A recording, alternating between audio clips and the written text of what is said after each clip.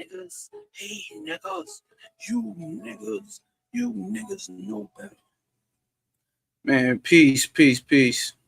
Oh, it's the intro gonna play now. So,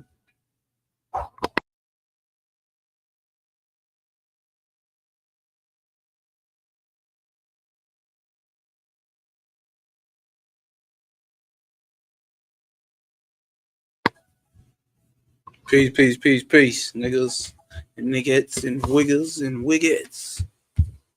We back again, starting a little early today, about 20 minutes, 21 minutes early, not too early.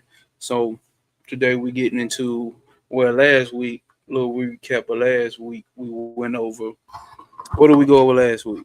So, we went over Vivekananda's introductory to the book, where he's talking about the true or the real nature of man.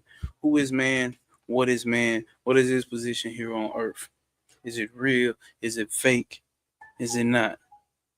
Is the problem identity? Like my collar got identity problem, my nigga. So talked about that, and it's basically an identity problem. We identifying with the five senses, right? We identifying with the sense organs. You know, we down here with matter, so we call what's real things that we can touch and feel through our senses, which is not even, you know, like that's the trick with it, right? That's the trick with it. Hold up. I forgot I'm supposed to be over here on YouTube too. I always forget to hit live on YouTube. I mean, on IG. So if you're catching this on a replay, or when you goddamn hop y'all ass in here to this chat, um, that's what we went over last week. And for those that are just not tapping in, we got the email list going now. So I'll be having future events. Listen, nigga, future events and future exclusive content. I start giving out exclusive content. Right now we starting off with just the PDFs of the chapters. So I create a study guide, take time out, sit my ass down, create a study guide. And that study guide I give you so you can overview, make sure you understood the chapter, key things, key terms in the chapter. It's almost like a school. See what I'm saying? Like, even though we didn't pay attention to in school because they weren't teaching shit like this, hell, I probably wouldn't have been interested. I probably would have. Yeah, probably would have and try to play it like I didn't. But um send you home with some study material so you can keep it on the mind because we're all about making mental impressions, some scars, mental impressions. So made it seem like I blew that in your face. It's not what I did. But that's what we went over last week. Although I gotta post this on my story too. Um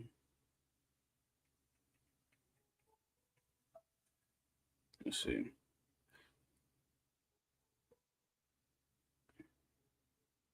Let's see, dog. We live now.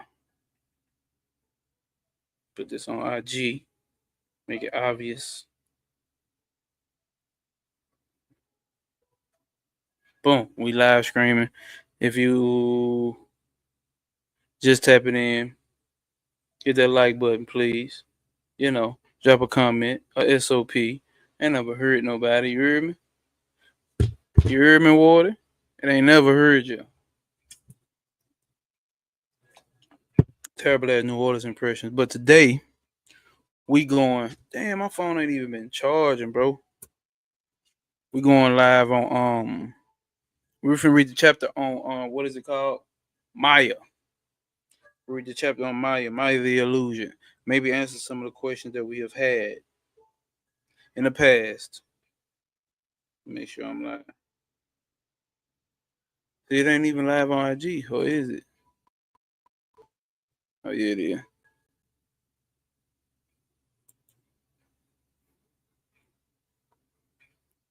So then what was I telling? I was telling y'all something. It's on IG. And it's on Facebook. Facebook always do that weird shit.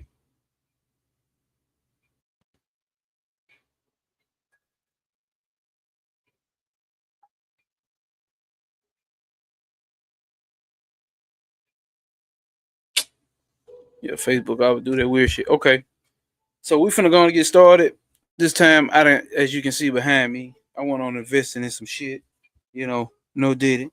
Went on investing in some shit to set up the book reading so we can actually look at the pages versus the shit being on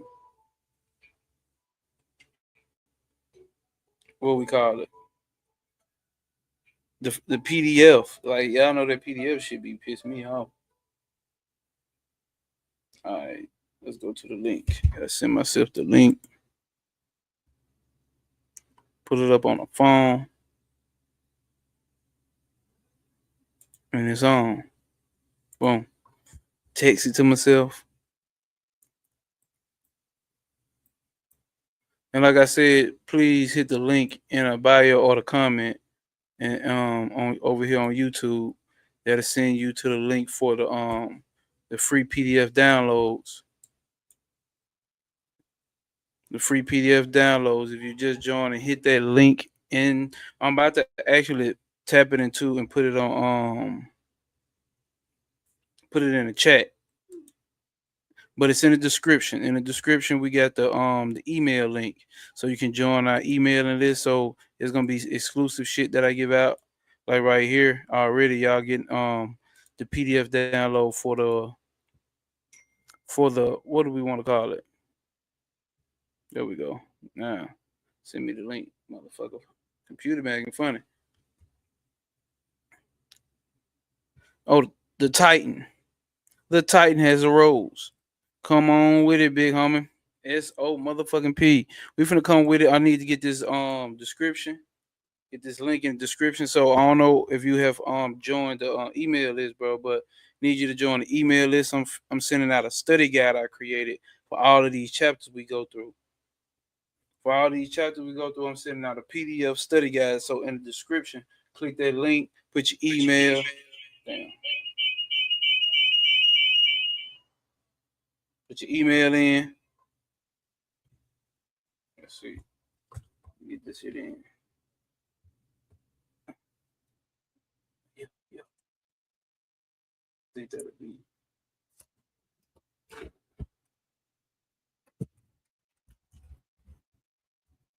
The light right on that motherfucker. Yeah. Oh damn, let me drop the link in the comments first. Hold up. Boom.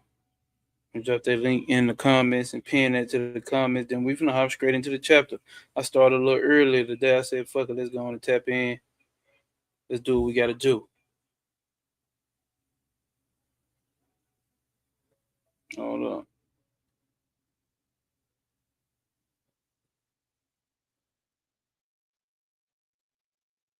Email list, nigga. Hey Titan, do you have this book? Or you just gonna be reading along?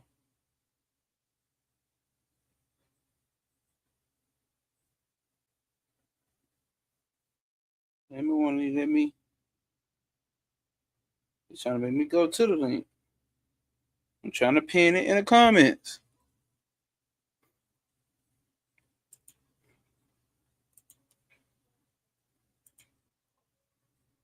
What's good? Chris Dixon. Chris Dixon, what's up? What's happening? What's happening? What's happening? And I'm trying to get this email list posted in it. If you haven't joined the email list, I'm sending out study guides for each of one of these goddamn chapters. Okay. He said Titan said he just did it. Hold up my headphones. Appreciate you, Titan. Sign up for the email list. Yeah, I didn't expect to go as many as it did. We got about 30 now, so I appreciate the hell out of y'all for supporting. It. Hey, it ain't about the numbers; it's about the quality. God damn it! But it ain't let me pin my goddamn comment. Oh, there you go. Bam. So there you go, right there. So you just join the live chat. We got the email list. I need everybody to sign up for the email list. If you're showing up, you ain't gotta drop nothing in the comments, but I need you to tap the link that's been pinned in the chat, and it's in the description for those watching the replay. Tap that link, and we sign up the email list, future events coming up, products, clothing. We're gonna get some stand on principle shit going on over here, some cosmic P pusher shit going on over here, consultations, all that. The free PDFs like I'm about to get now. Like I said, I'll be doing this with each chapter. So oh yeah, just reading along. I need to get it. Yeah. Most definitely. Now this is a book I was definitely say tap into. If you obviously you here, so you might be into it. So I don't know if you watched the last video. We did the first chapter where Vivekananda talked about the nature of man, and basically like a brief overview. Let's see, can we pull it up, y'all? That'd be dope. Matter of fact, yeah, let's start doing that. Let's start doing overviews from the night before. How y'all like that?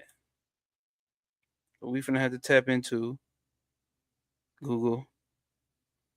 No, we need to pull up this way. Upload the file. Yeah, that's what I'm gonna start doing. Starting off the video with an overview. And let's see the true nature of man right here. So we're gonna pull this up, and this is what we went over last week. And remember what we talked about connecting. If y'all caught the other live stream during the week, I don't know if it was Tuesday, Wednesday, or Thursday, but I did another live stream within a week, and we went over the connection with the Egyptian pyramid text in the Book of the Dead and how all that lines up with the same type of information that we learning here right now. So hold up, let's add this. And let's go. Let's do a quick overview. We're gonna do a quick overview. So how that's looking, y'all? Hopefully that's playing. Hopefully that's showing clear. Hopefully that's showing clear. Let me turn my screen up. So, brief overview of chapter for last week. We went over Gyung Yoga, right? The first chapter of him just basically speaking about the true nature of man. So, one, we understand is Swami Vivekananda's lecture, The Real Nature of Man, delves into the essence of of the human existence, emphasizing this distinction between the limited and changing aspects of individuals and the eternal, the unchanging reality. All right. So this study guide broke that down, right? So now we get over here to the first one: distinction between the apparent and the real.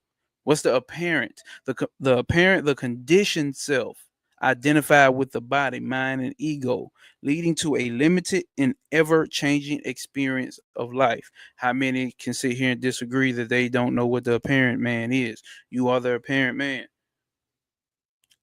The normal batch of us are the apparent man who, you know what I'm saying, until we come into this type of information and live it out, right? Then at that point, that's when we become the real man. Well, we start noticing that we are truly the real man, right? That's what the spiritual journey is about, right? Coming from the apparent man to the real man. This is what a real man is. All the other shit they talking about on Facebook, Instagram, this is what a real man, a real woman is.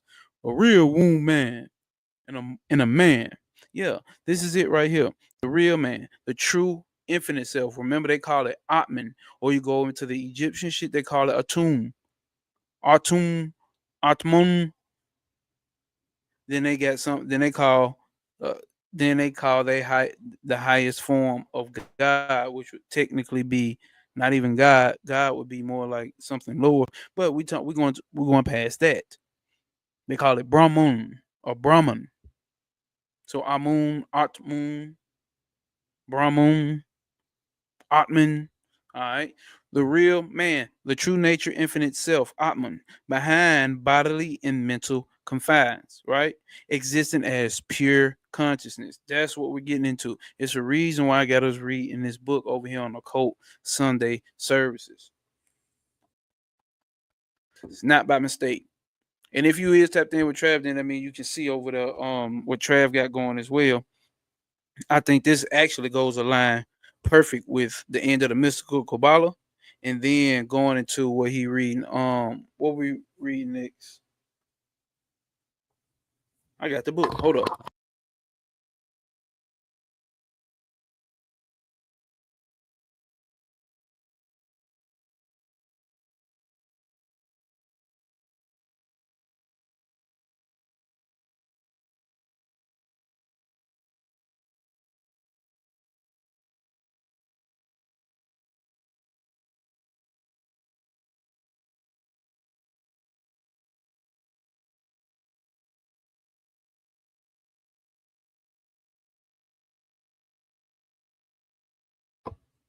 Oh yeah, maybe now y'all can hear me. I had my damn mic off.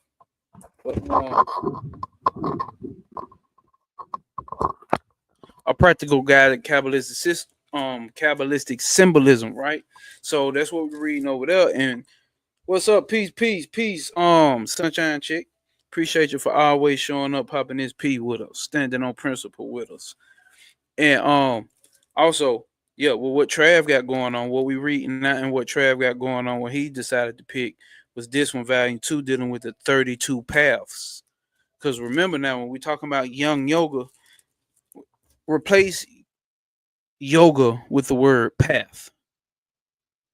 All right. So it's the young year path, right? And what we're dealing with over here with Trav is the 32 paths, right? 32 paths on the tree. Yes, there are difference in degree, different in content, but it's the same thing. I want y'all to listen and understand that it's the same thing. Especially when you're talking about principle, all this shit connects, right? Man stood to me and master Abel Noble. What you say? Man stood to me as master Abel Noble. I don't know. Damn, I don't know what the hell you talking about, Titan. Oh yeah, let's finish this. All right, so the distinction between the apparent man and the real man. So we know the apparent man is the man of his five senses, who's swinging with the pendulum swing. He's never in the middle point of the pendulum swing, right? Which is the law of mentalism, right? Then we got the real man. The real man is always there, though. The real man is the true infinite self, the Atman, right? Beyond bodily and mental confines, existing as pure consciousness, right? So here we go. We go to Atman and Brahman. Atman is the individual soul, which is in reality infinite and beyond this transient world, right? So then you get to the Brahman, or the universal consciousness, the absolute reality of existence. That's what I'm saying. This is what we are. Remember, we talked about it last week where we ended up bringing up the mystical Kabbalah. What's sitting in the back of that mystical Kabbalah? If you there, you caught it, right? So, and I'm making a video showing a connection between all this. That's another video, though. That's another presentation, a slide. Non-duality, right? So, Atman and Brahman are not separate. Realizing their unity leads to liberation. That's what we're talking about here when we're dealing with Young Yoga, and we're talking about liberation. Liberation from what? Because you ain't escaping the body. Well, you know how you get out the body, but you ain't escaping the body. So liberation from what? The apparent man condition, the conditioned self, my bad, identified with the body, the mind, and the ego.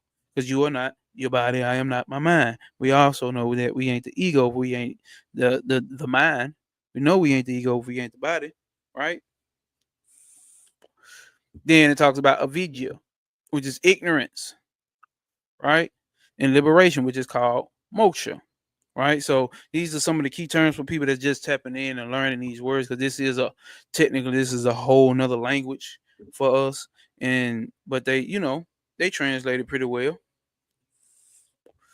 Avidya, ignorance, the mistaken belief that we are merely our bodies and minds, keeping us bound to suffering in the cycle of birth and death, reincarnation, right? So that's ignorance. That's what we call ignorance. So when you hear the nigga say ignorance, like, or ignorant, that's what we talking about.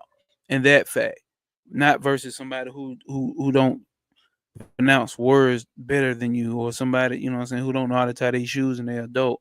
No, this is not that. When we saying ignorant, we ain't saying you stupid, just ignorant of, right? Like I always admit, I don't know all my motherfucking timetables, but I get this. Yes, I do. Yes, I do. I get this. Pretty fucking easy. Zero, peace, peace, peace, peace. Zero, always standing on a capital P. You did. So when we talk about ignorance, that's what we're talking about. We're not talking about disrespecting and downplaying nobody, saying they stupid ignorance. We're talking about those that only mistaken believe that we are merely bodies and minds. You see what I'm saying? And so what does that mean? When you listen to the first principle of the universe, right? All is mind. The all is mind. And the universe is mental. You're bigger than that, is what we're saying here. Because that's the mind. We supersede the mind, even the universal mind. Yes, we do. So what does that mean? We really supersede the tree of life because that's a representation of the universe. All right. So technically, so if y'all just joining, I'm sorry, y'all. If y'all just joining, please hit the email list that has been pinned in the chat. No face divination. Peace, my God. Hit the email list in the chat. Sign up for the email list. You'll get free study guides and stuff like this. And you know what I'm saying, notifications for upcoming shit. Maybe one day I'll start doing like a little newsletter. Depends on how many of y'all sign up. We got about 30 y'all right now.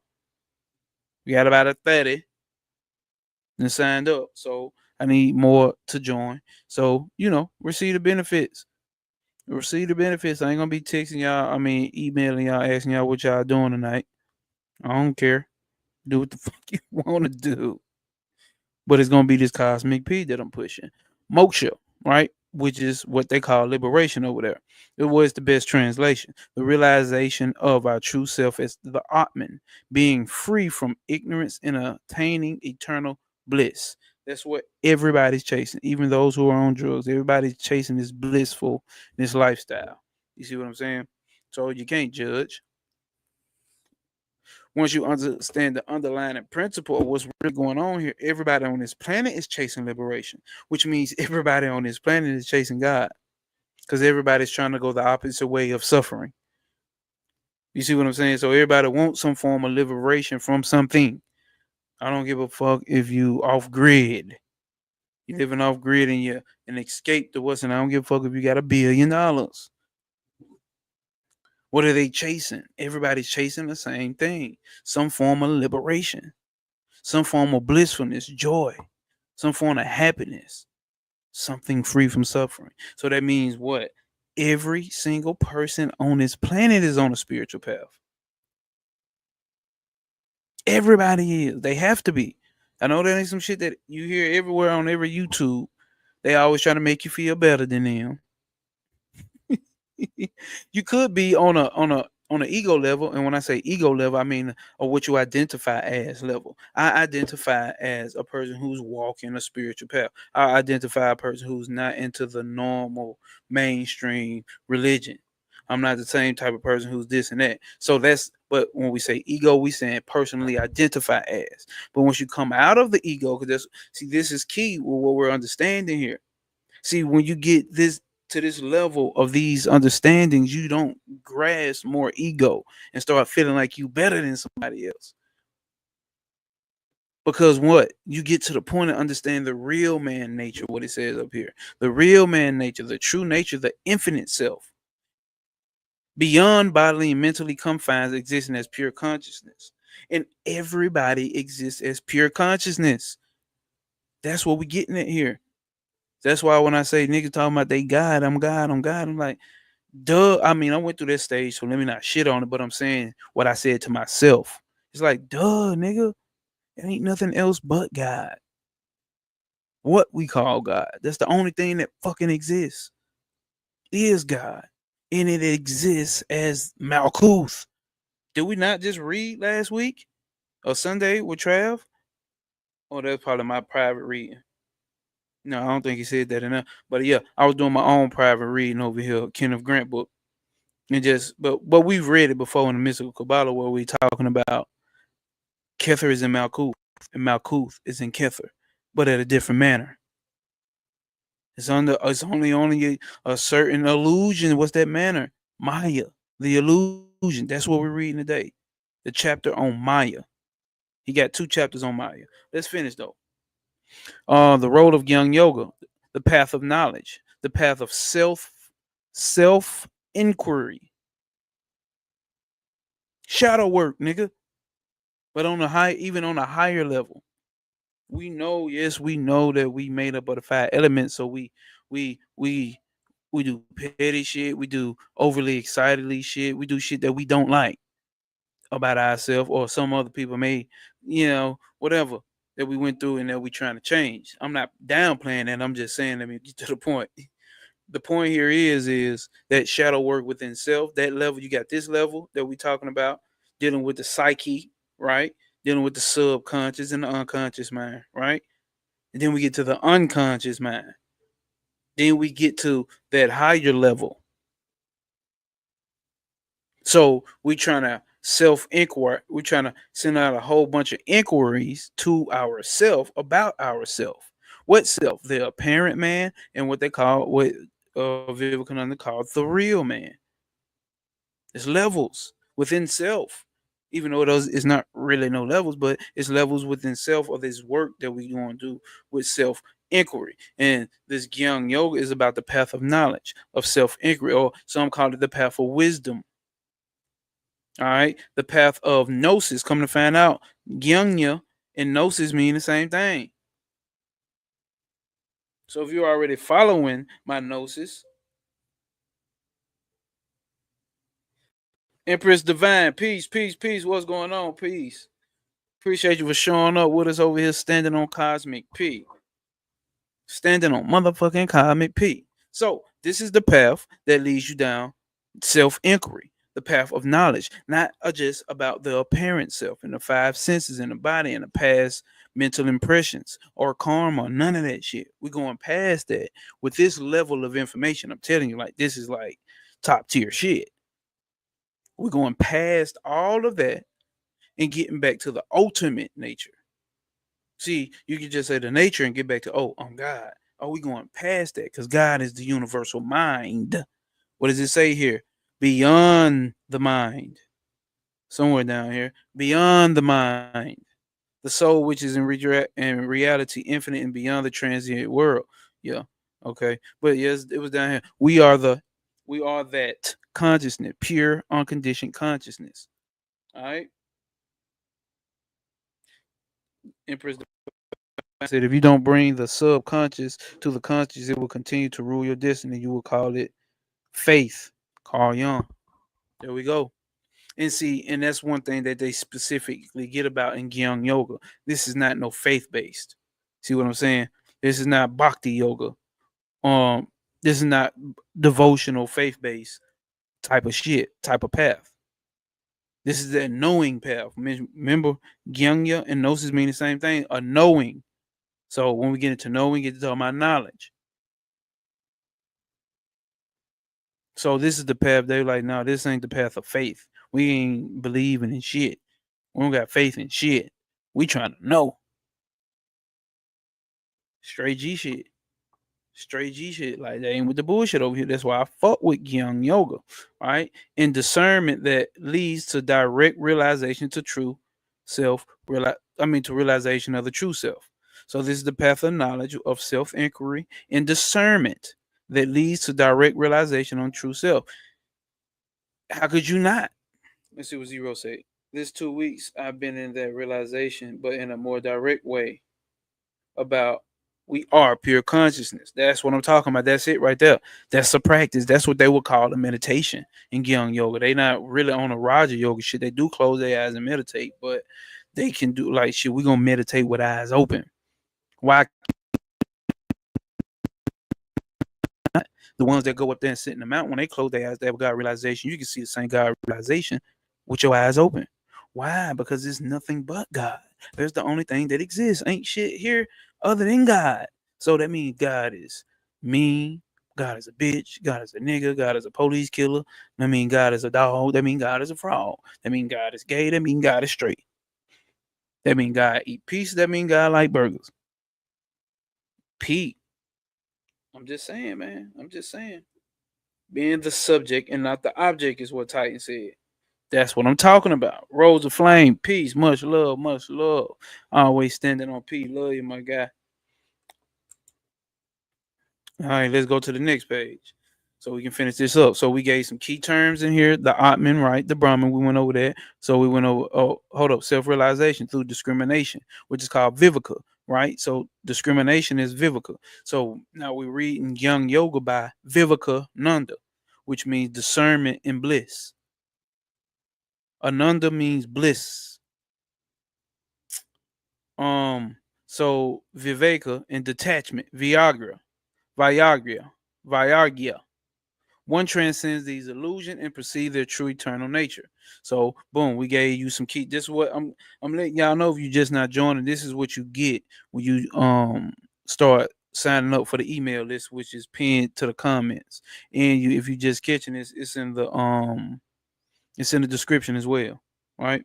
So then I even leave you with some questions to make sure you understand the text. So we kind of running it like we in a college course.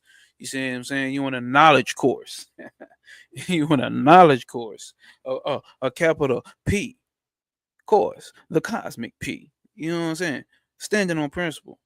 So we leaving you with some shit from school type shit. Real short though. As you can see, this shit is real short. It's literally 2 pages. And then what you got 4 questions over here. So if you sign up for the email list inside the chat, inside the link, it's inside the link. The link is inside the chat.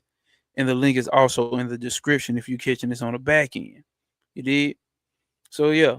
That's what you get when you sign up with the email list, and we'll go further and start, maybe some newsletters come late, exclusive content, especially for the first one. Like I said, we done got a great handful of y'all sign up already, which I appreciate that. So that's mad love. I get to see who open up them emails too. So y'all ass better be at least opening them up. Fuck you mean. Let's get up out of here. And let's get this camera rolling on this page so we can get removed from the stage. Oh. So, hey niggas. Hey niggas. Hold on.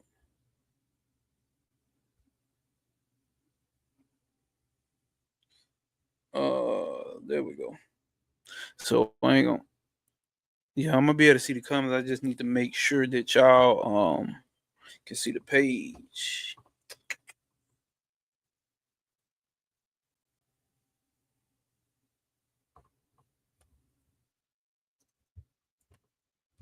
For those just joining, like I got me a setup and tapped in with what my boy Travis and had going on. Finding and got me a what's the name? Damn, the live screen tripping over here. The live screen tripping. Oh, bro,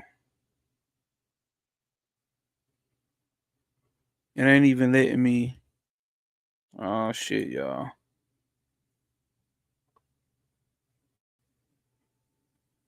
Y'all probably looking at me like, okay, there you go. All right, now I can see the chat. Let me add this other screen in, and we finna go on and get it going. Hopefully y'all Sunday been going good, man. Hopefully y'all week been going good, and I like doing this starting off the week on Sundays. Starting off the week like this, some good information that you can ponder and wander on. You did.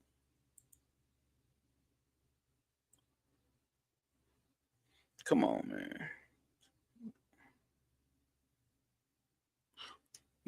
Get you a Mac, they say. Get you a MacBook Pro, they say. My shit over here freezing. It don't look like it to y'all though.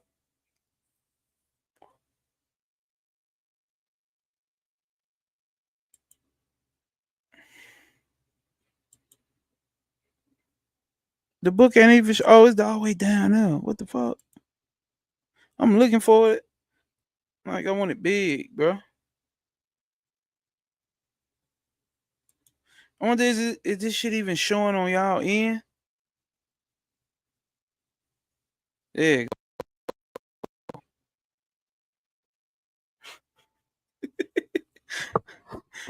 My nose is lemon pepper wing god. I think that's in a way. I need to take that off.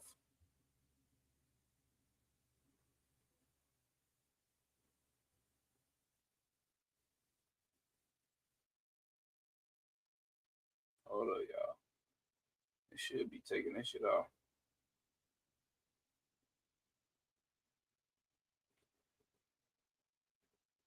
It'll make me put something on the display name though.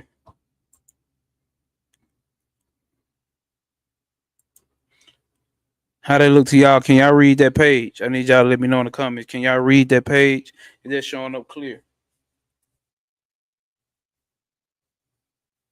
Damn, I shouldn't have did that then, huh?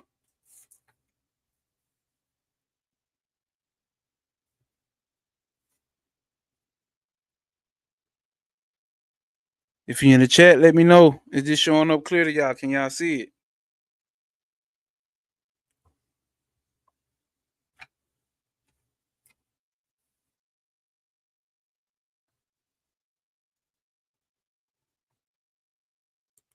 Man, where y'all at, bro? That ain't gonna tell me if it's showing up right.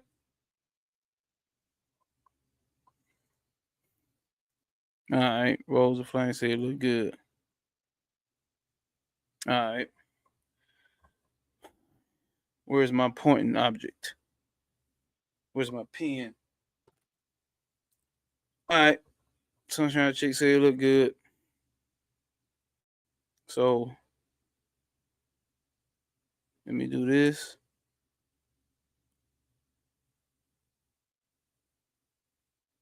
Okay, yeah, let's do this. That's how you do a solo layout.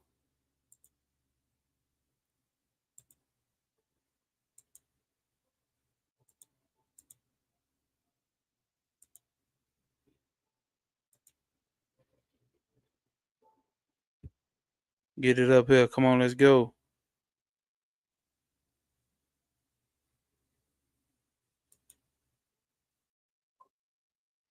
Damn, they look like you made it smaller. What the fuck? See, this is the problem I was having earlier. And I think it's because my background I done came up with. Shit, man.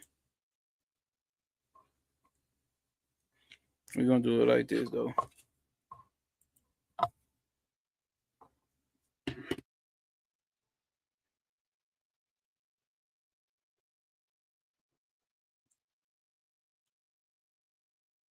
We just leave it up like that then, y'all. Just leave it up like that. So it says that this is a chapter on Maya, as y'all can see. Almost all of you have heard of the word Maya. Generally, it is used. Hold up, yeah. Generally, it is used, though incorrectly, to denote an illusion or a delusion or some such thing. Or some such a thing. But the theory of Maya forms one of the pillars upon the Vedanta rests. It is the theory, therefore, that it should be properly understood. I ask a little patience of you. So be patient, my niggas. For there is a great danger of it being misunderstood.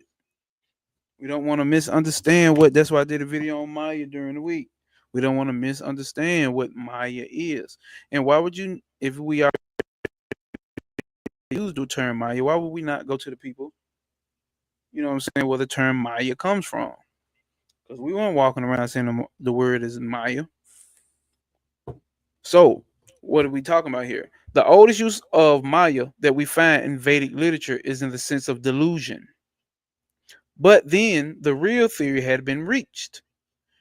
We find such passages as Indriya, through his Maya, assume various forms. Here it is true. The word Maya means something like magic. And we find various other passages. Hold on, we find various other passages where it always takes the same meaning. The word Maya then dropped out of sight altogether. But in the meantime, hold up. That don't look like that's showing right. Come on, dog. Oh, he said it's good. Shit. I'm over here. Well, let's start fucking with it. All right. Um, let's see. The word Maya then dropped out of sight altogether. But in the meantime, the idea was developing.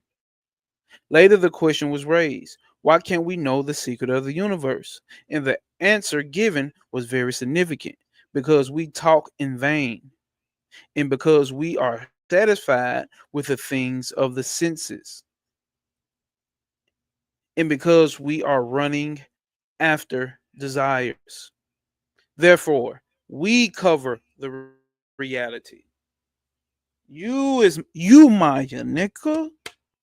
Let's highlight that. You Maya.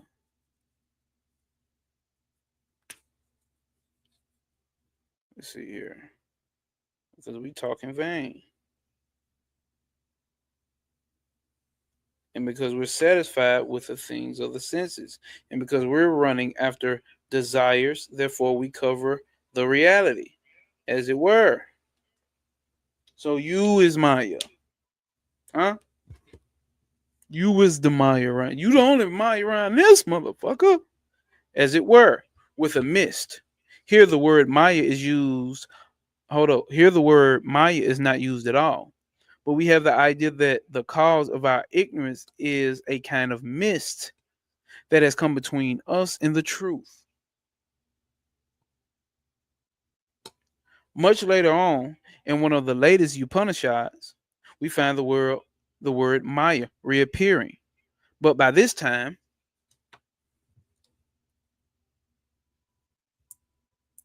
let's see how straight this on up right there.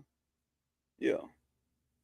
But by this time, a transformation had taken place in it, and a mass of new meaning had attached itself to the word. The stories had been propounded and repeated. Others had been taken down until at last the idea of Maya became fixed. We read in the Sestivatya Upanishad, no nature to be Maya, and the ruler of this Maya is the Lord. Hold up, no nature to be Maya, and the ruler of this Maya, the Lord Himself. Right. So now we're talking about Atman, or Amun, from the Egyptian shit. When we talk about the Lord, because you get to talking about the higher self, or you know what I'm saying, that crown chakra, Krishna. What they basing it off of, Krishna, whatever figure Krishna is to you. Okay. Coming to later philosophers, we find that this word Maya was manipulated in various fashions. Now, this is in the 1800s of what they call a self-realized or a pure enlightened person on this planet saying this about Maya. It's a reason why we read them. It just ain't no random, you know what I'm saying, TikTok guru. This is in the 1800s. He's giving you a breakdown on the word Maya and how it came to be used. All right. Maya was manipulated in various fashions until we come to get until we come to the great Sankharya. All right. So the great Sankharya, which I have books by him right here, Eight Upanishads of Sankhya, you know. But yeah, showed you that because maybe you need to get it. They got two versions. So that's who we talking about, right? So it's the guy that came before him. It says the theory of Maya was manipulated a little by the Buddhists, also, or two. But in the hands of the Buddhists, it became very much like what is called idealism. And that is the meaning which is now generally given to the word Maya. It's idealism. When when the Hindu says the world is Maya, at once people get the idea that the world is an illusion. This interpretation has some bias as coming through the Buddhist philosophers, because there was one section of the philosophers who did not believe in the external world at all. But the Maya of Vedanta, in its final form, is neither idealism nor realism. Yes, yes, my nigga. Highlight. But Maya Vedanta, in its final form, is neither idealism or realism, nor is it a theory. Huh? That's a bold statement. Why do they say that? It's a simple statement of fact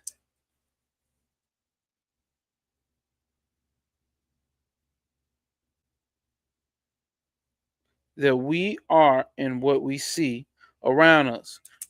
It's a simple stated fact of it's a simple statement of fact. What we are and what we see around us. All right. As we have told you before, the minds of people from whom the Vedas come were intent upon following principles. You see that? Following principles. That's what we're doing over here. If you just join it, hit that link in a chat that signs you up for the free PDFs, free future events, free future exclusive content, because everything I can't put on YouTube. So hit that link, sign up for the email list. After tonight's show, you will get the free PDF to do a study guide just to make sure that you're understanding what's being said. Just so it can sit with you a little bit more. That's it. But it's a study guide. Give you about like 3, 4 questions on there. You answer the questions, and you know what I'm saying. Make sure you understood what we read in the chapter. I feel like that'll be. I feel like it's a great addition to especially group book reads. You know what I'm saying? Since when I got in this occult information, you know what I'm saying. I mean, maybe Panic probably read about 1 or 2 books, but Bobby read passages out of books. Then you get Trav doing the whole book read, which is like something dope, something super dope. So I ain't gonna say Jack, but I jacked his idea like that. Y'all know that's my guy, so I didn't jack it from him. He actually, Trav, he encourages it honestly. So, and then we got Jay Bahia got his channel going. You know, so we stepping in the name of love, and we standing on principle, right? It says, I. As I have told you before, the minds of the people from whom the Vedas come were intent upon following principles and discovering principles. That's all we talking about. That's all we talking about. Discovering principles here. See what Curry say. Oh, I forgot. I keep forgetting Rose of Fame is J. Hill.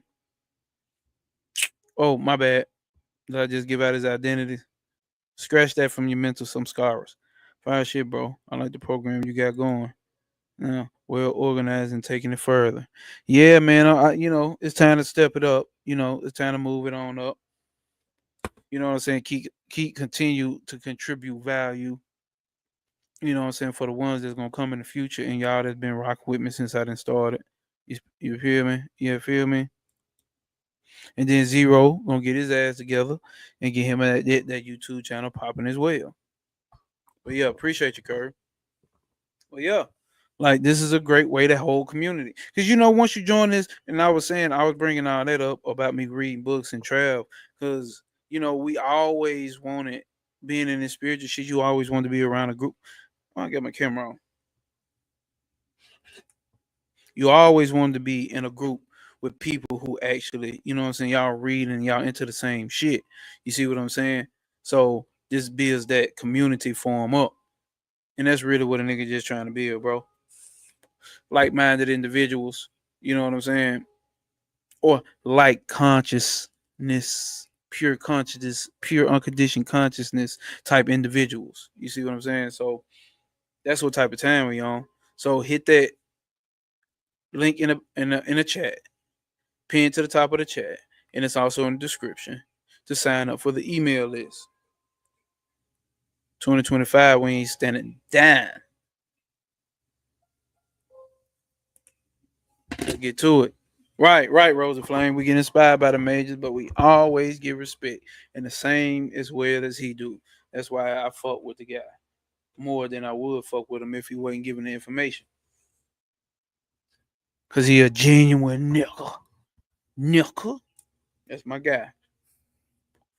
Something beyond was calling them, as it were, and they could not wait. In the Upanishads, we find that the details of subjects are now dealt with by science are often very erroneous, but at the same time, the principle.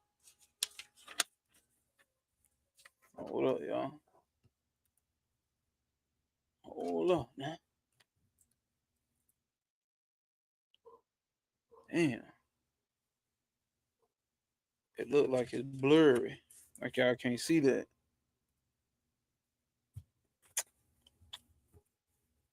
This is what happens when you try to get the cheapest book holder.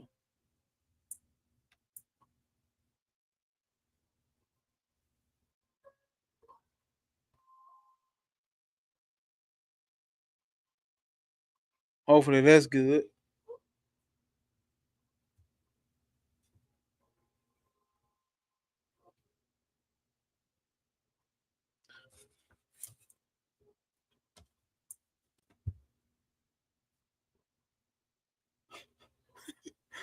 Hopefully that shit's showing good on y'all screen, man. Hopefully y'all can read it. I don't see nobody complaining, so we must be good. All right. Are the principles? Oh shit.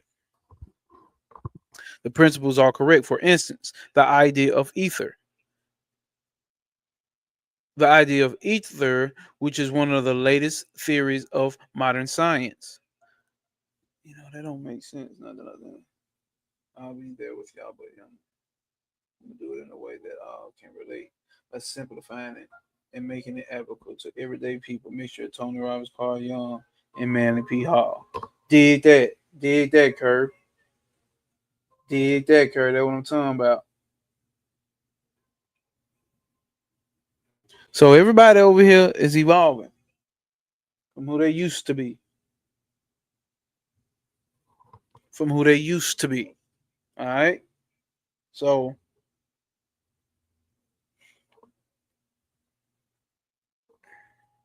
let's see. I guess it's still showing good. Um, which is one of the latest theories of modern science.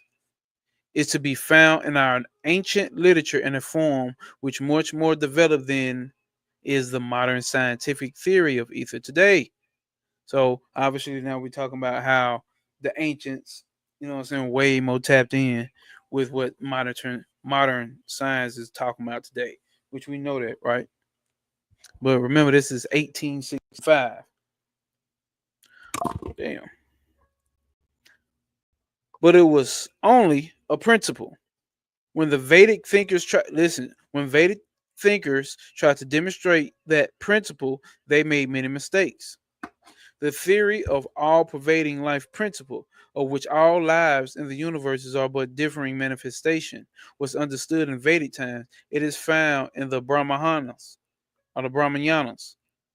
There is a long hymn in one of the Samhitas in praise of prana, of which all life is but a manifestation. By the by, it may interest some of you to know that there are the theories in other Vedic philosophies about the origin of life on this earth. My bad. On the origin of life on this earth. Very similar to those which have been advanced by some modern European scientists. All right. You, of course, of all know that there is a theory that life came from other planets. It was a settled doctrine with some Vedic philosophers that life came in this way from the moon. Huh? Came from the moon.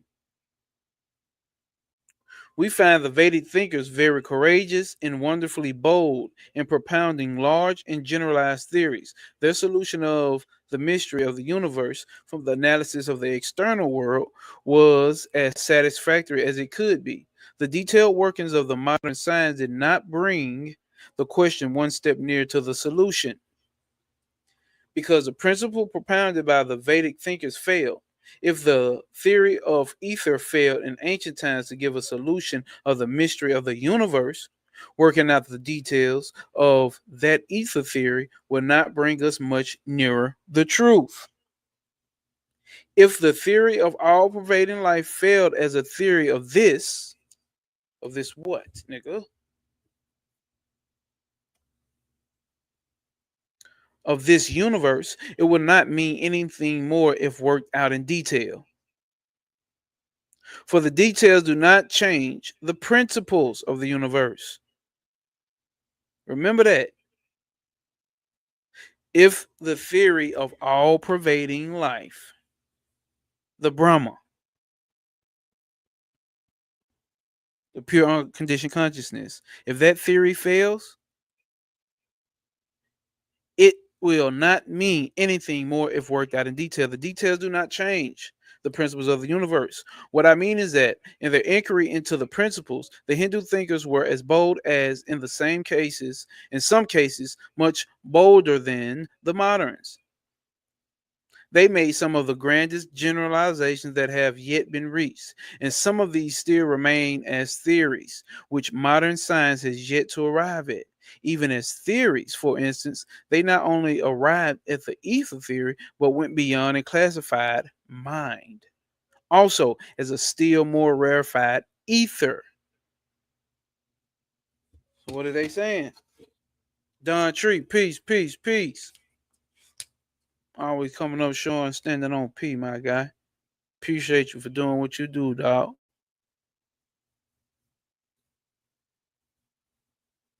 Okay, for instance, they not only arrived at ether for the modern theory, but went beyond and classified mind also as a still more rarefied. Beyond that, again, they found a still more rarefied ether, yet was no solution. It did not solve the problem. No amount of knowledge of external world could solve the problem.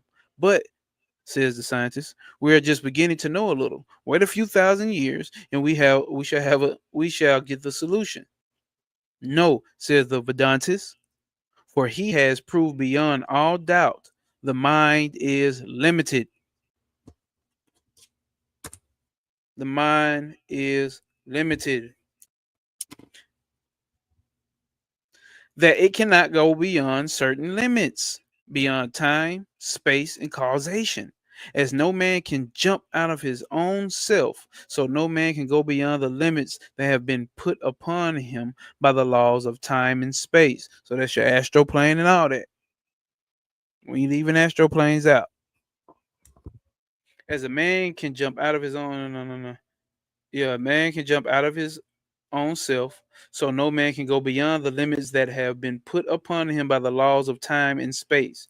Every attempt to solve the laws of causation, time, and space is futile because the very attempt can only be made by taking for granted the existence of these three.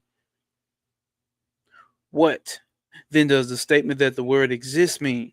It really means that the world has no existence. You getting somewhere? Stay here. Stay here. If you just joined, hit that like button. Also, I need you to join the email list that we got going on. We sending free PDF study guide breakdowns, and we're gonna have future shit events and future exclusive content showing up that I'm gonna just send to y'all who sign up for the email list. Don't worry, nigga, do not want to spam you at late night and try to see what you're doing. I don't.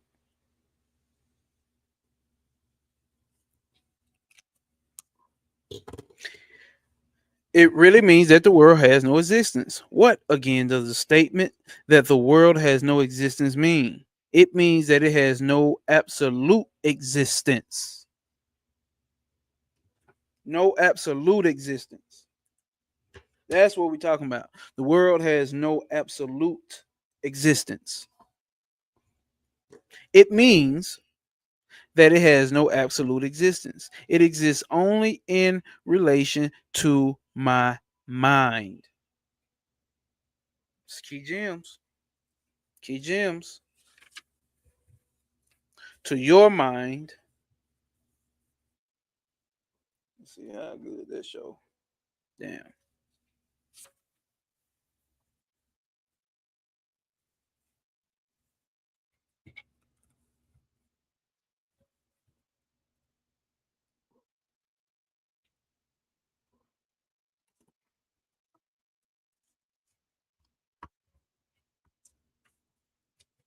No matter what this motherfucker wanna. All right, hopefully that's showing good. Into the mind of everyone else. We see this world with the five senses, but if we had another sense, we would see in it something more. Let's start that over. We see this world with the five senses, but if we had another sense, we would see it in something more. If we had yet another sense, it would appear something still different. It has therefore no real existence. It has no unchangeable, immovable, infinite existence.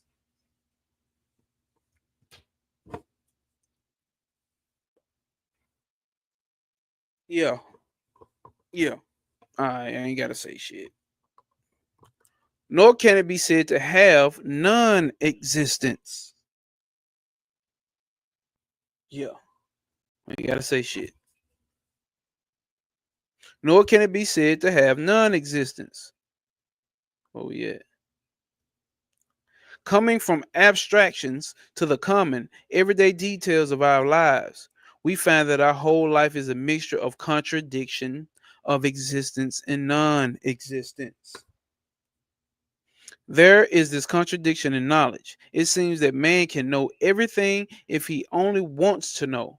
But before he has gone a few steps, he finds an what's that? Adamant adamantine adamantine wall. He finds the adamantine wall which he cannot pass. So he found a wall that he can't walk through, get over, do none of that shit that he cannot pass. All his work is in a circle. And he cannot go beyond that circle. You're limited. This is what we're talking about here. You're limited. Just as a human being, enlightened or not. It don't matter how enlightened you are. You in a human body, there's certain shit that you just can't go out of the realms of doing. The problems which are nearest and dearest to him are impelling him on and calling day and night for a solution. Call it day and night for a solution. But he cannot solve them because he cannot go beyond his intellect or this intellect. I know I had this shit playing on YouTube in the background.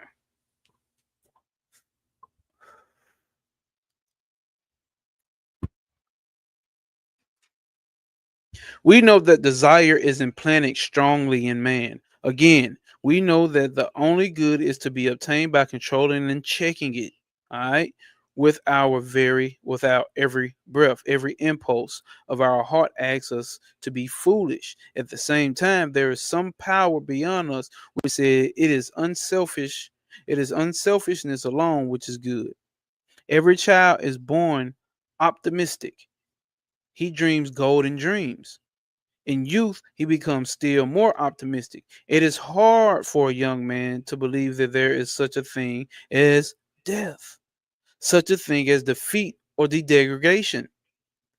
Old age comes, and life is a mass of ruins. Dreams have vanished into the air, and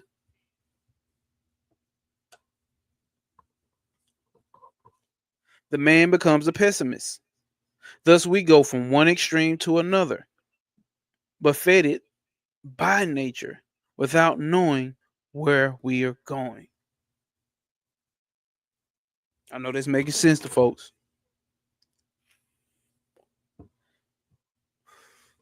Know this making sense out there.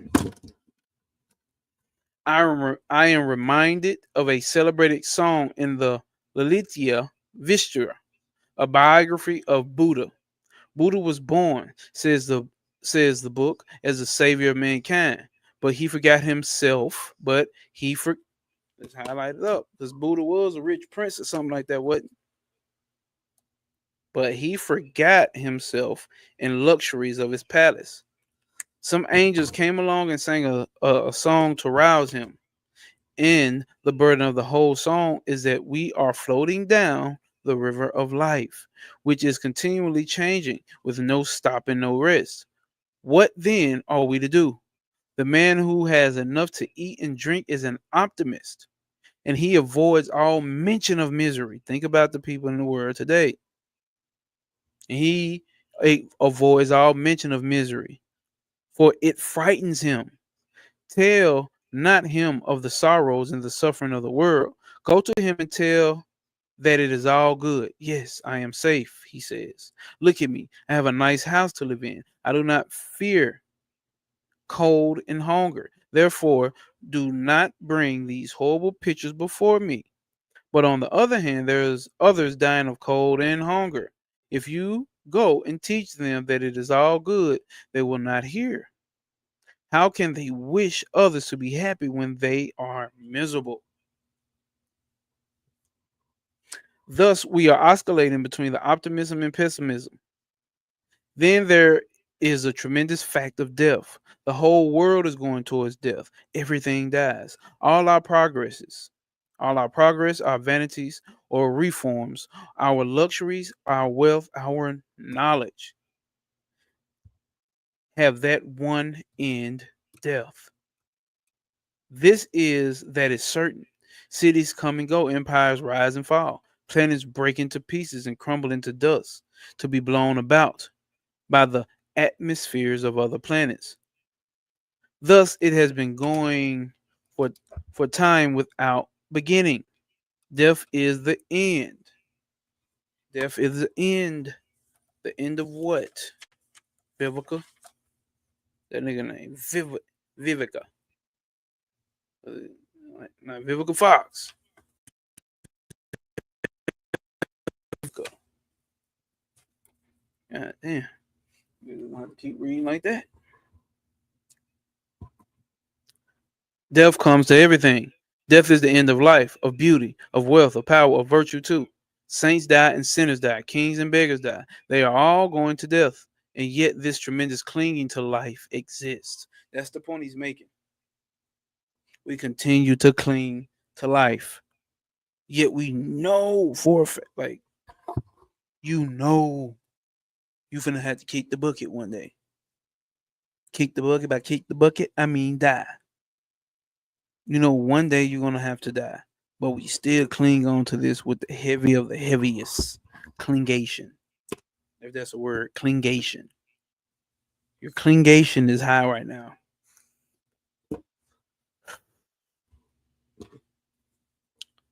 Somehow, we do not know why we cling to life. We cannot give it up. And this is Maya. That's Maya. After, a mother is nursing her child with great care. All her soul, her life is in that child. The child grows up, becomes a man, and pretense becomes a back, and by pretense becomes a blackguard and a brute. He kicks her and beats her every day, and yet the mother clings to the child. And when her reasons awakes, she covers it all up with the idea of love. Clingism, clingatism, clingatism, as Rosa Flame said. She covers it up with the idea of love. She little thinks that it is not love.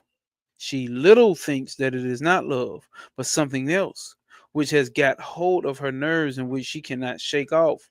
However, she may try. She cannot shake off the bondage she is in. And this is Maya. All right? We are all running after the golden fleece. Every one of us thinks that it will be his. Every reasonable man sees that his chance is perhaps 1 in 20 million. Yet everyone struggles for it.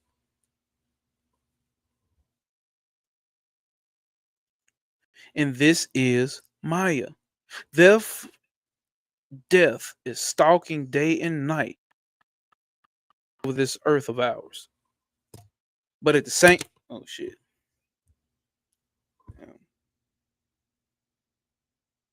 All right. But at the same time, we think we shall live eternally. A question was once asked of King Yudhishthira. What is the most wonderful thing on this planet Earth? And the king replied, everyday people are dying around us, and yet men think they will never die. And this is Maya. These tremendous contradictions in our intellect and our knowledge, indeed, and all the facts of our life face us on all sides. A reformer arises and wants to remedy the evil existing, in a certain nation.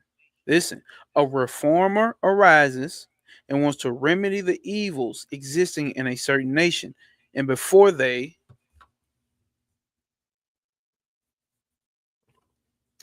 have been remedied, a thousand other evils arise in another place. It is an old house that is falling. This is what we're talking about right here. Let me remember where I'm at. This is an old house that is falling. You're trying justice for this and that. I get it. I respect it.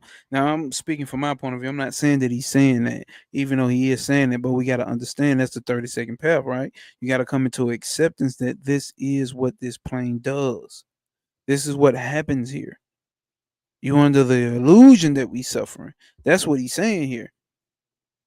You under the illusion that you are suffering. Let that sink in. Repeat that mantra.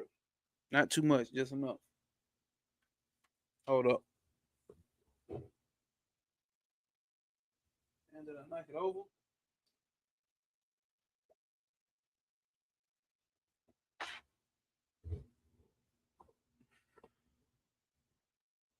So,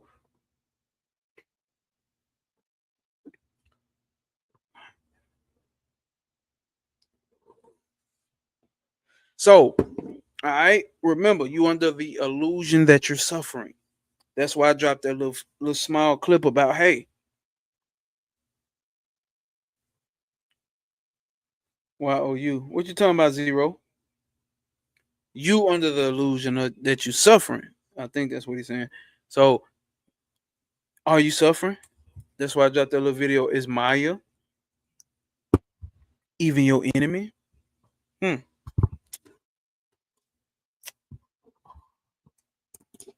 You are the illusion, right, Zero? Let's see. It says a thousand other evils arise in another place. It is like an old house that is falling. You patch it up in one place, and the ruin extends to another. In India, our reformers cry and preach against the evils of enforced widowhood. In the West, non-marriage is the great evil. See what I'm saying? In the West, non-marriage is great evil, especially during these times. Help the unmarried on one side, they are suffering. Help the widows on the other side, they are suffering. It is like a chronic rhythm. Damn, I don't know how to say that, y'all. Rheumatism, rheumatism. Is that how you say rheumatism? Damn, that's how you say rheumatism. With my phone, oh, I'm using my phone. So, it's like a chronic rheumatism because death scares people. That way they cling to Maya. Right, right. That way they cling to Maya. You ain't got no choice. And it's the illusion that you can cling to her. But Curve says, why I ain't putting this up there?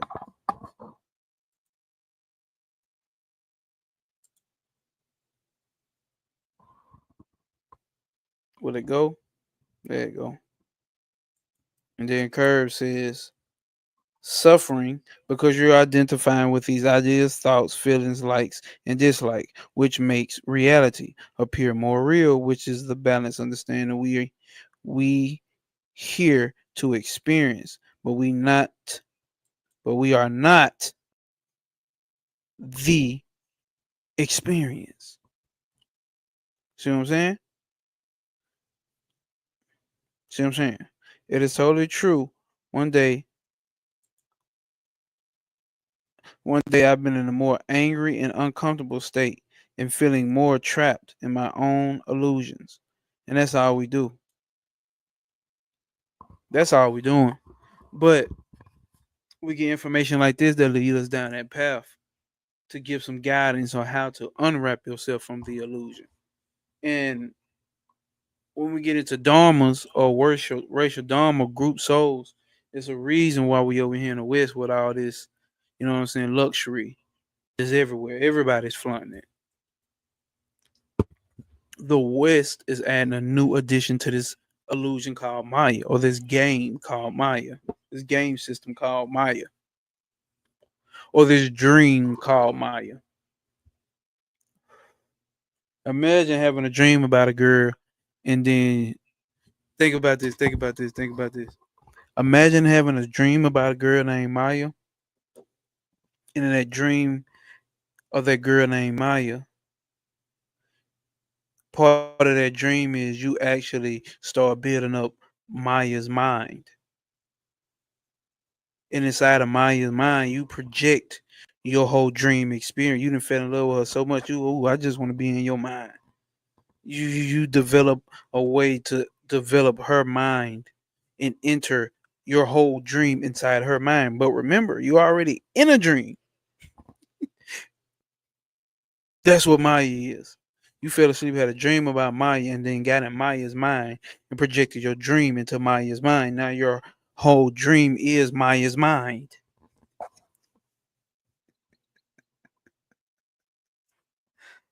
Bro, you here for a reason. That's all I gotta say. Think about that shit.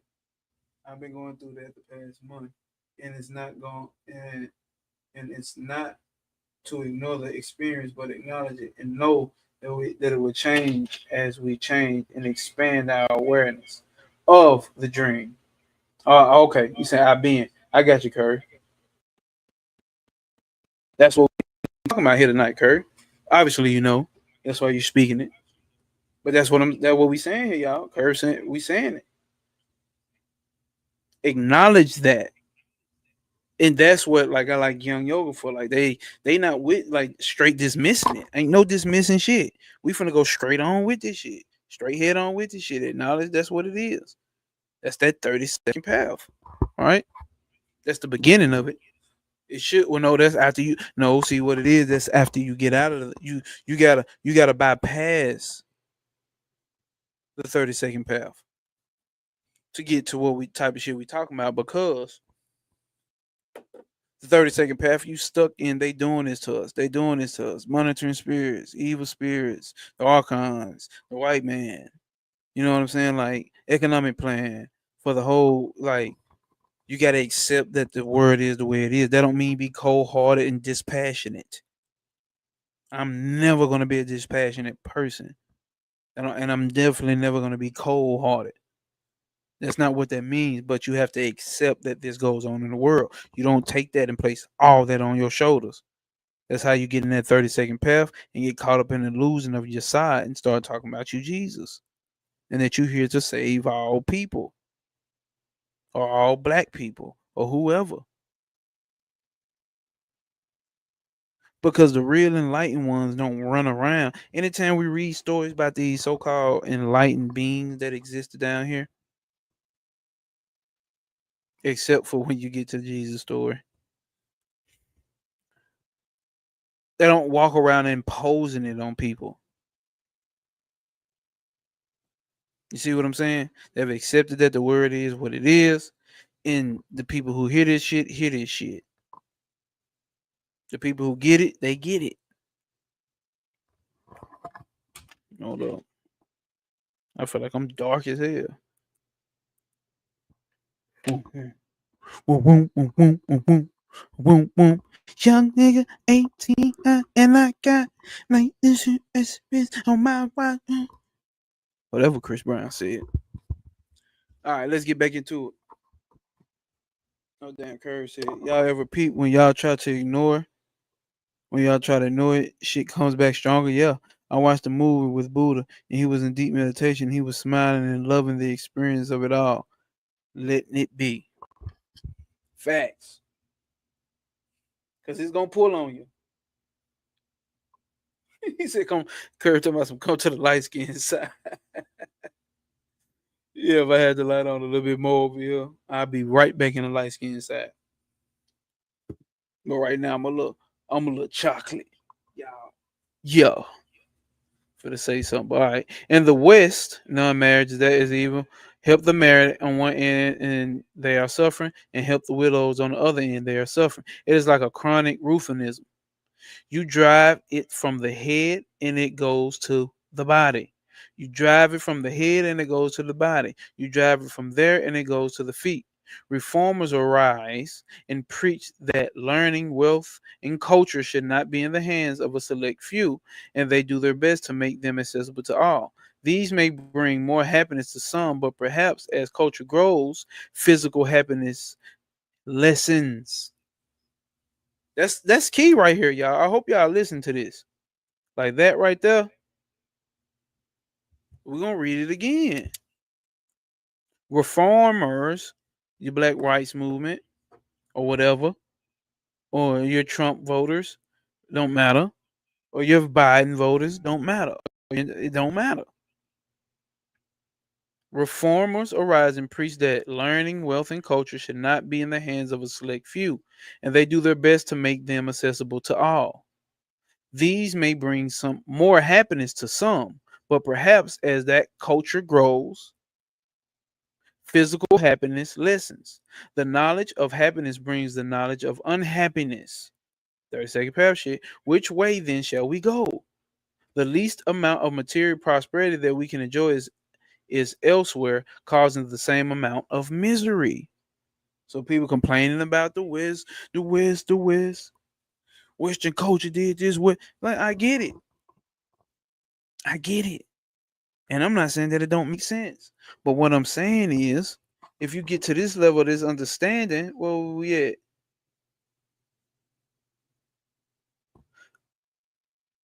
the least amount of material prosperity that we enjoy is elsewhere, causing the same amount of misery. You benefiting off of this Western culture. You right here on YouTube with me. You got some subscriptions you paying for right now for your phone. What do I mean by that? Because they had to get the raw mineral to make these phones. Motherfuckers dying over that shit. Yeah. Yeah. But we ain't stopping it though. I got this book off Amazon. Boycott Amazon. Huh. You want to be a fake nigga? I'll boycott it in front of the face and still be buying my books off that motherfucker. That's what enlightenment is. To be aware of Maya. Damn. I don't know what it's doing. That's what enlightenment is to be aware of Maya. Since I started the path, I always want to experience the nothingness state and become realized or enlightened, but thought time. I understand we are already enlightened with the knowledge of your mind, with your knowledge in your mind. Facts. And then at the same time, Curve, you do experience the nothingness. All I'm gonna say is deep sleep. Oh yeah, we experience when we go into deep sleep. And then you always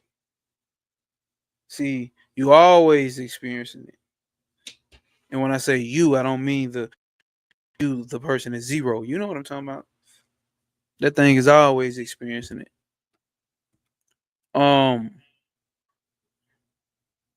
this is the law. The young perhaps do not see it clearly, but those who have lived long enough and those who have struggled enough will understand it. That's the key shit that I be saying, bro. You don't get into the spiritual shit because it's cute. You fuck around and run this way because your ass is suffering.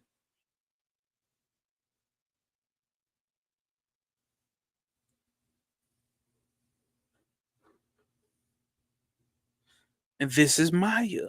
You live long enough, you get to understanding. And what did they say? And this is Maya. These things are going on day and night. And to find a solution of this problem is impossible. You're not finna solve these big ass ideology type of problems. All white people should do this. All black people should do this. All Mexican people should do this. All Indian people, all Chinese people should. You're not getting there. But those who live long enough and those who have struggled enough will understand it. And this is Maya. These things are going on day and night, and to find a solution to this problem is impossible. Why should it be so? It is impossible to answer this because the question cannot be logically formulated. There is neither how or nor why, in fact. We only know what is. Listen to what he's saying.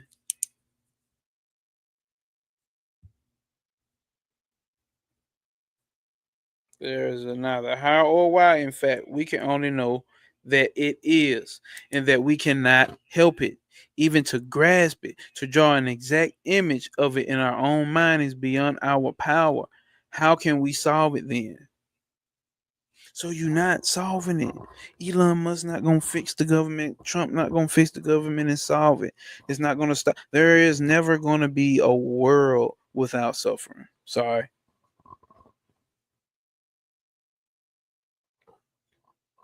Here in this physical realm, that's the nature of it. Even when all of this shit ends and restarts again, suffering has to come into the picture. But here's the thing about it. How do you get over that? How do you get past that? You have to come into understanding that you are the Atman, the Brahman, the Shiva, whatever, the pure unconditioned consciousness that's in any God pantheon.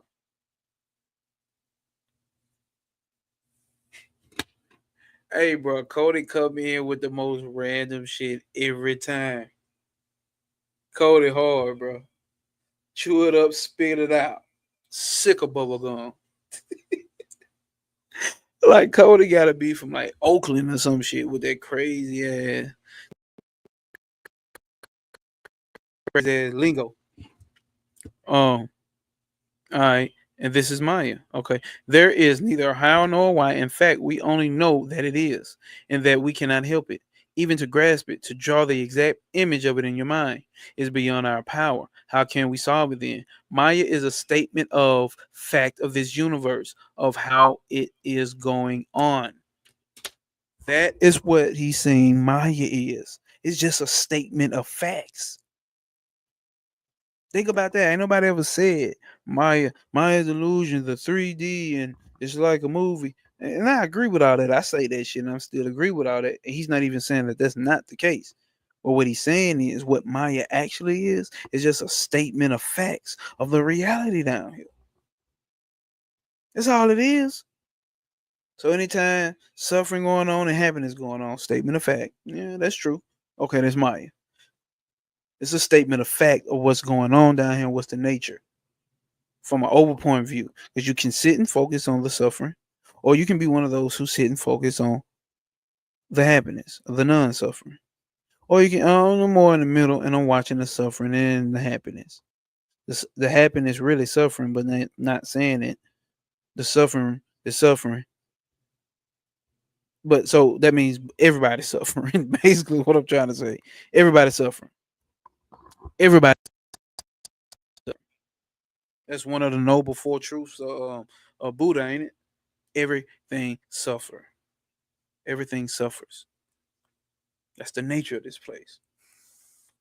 But how do we uncover it? Maya is a statement of fact of the universe of how it's going on. People generally get frightened. What they get frightened about, bro?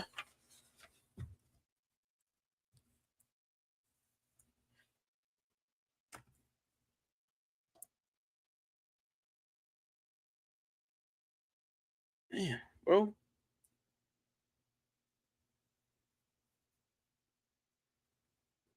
Fuck it, man. We gotta read it. We ain't finna sit here all day and play this goddamn game of Mr. Straight in the motherfucking page.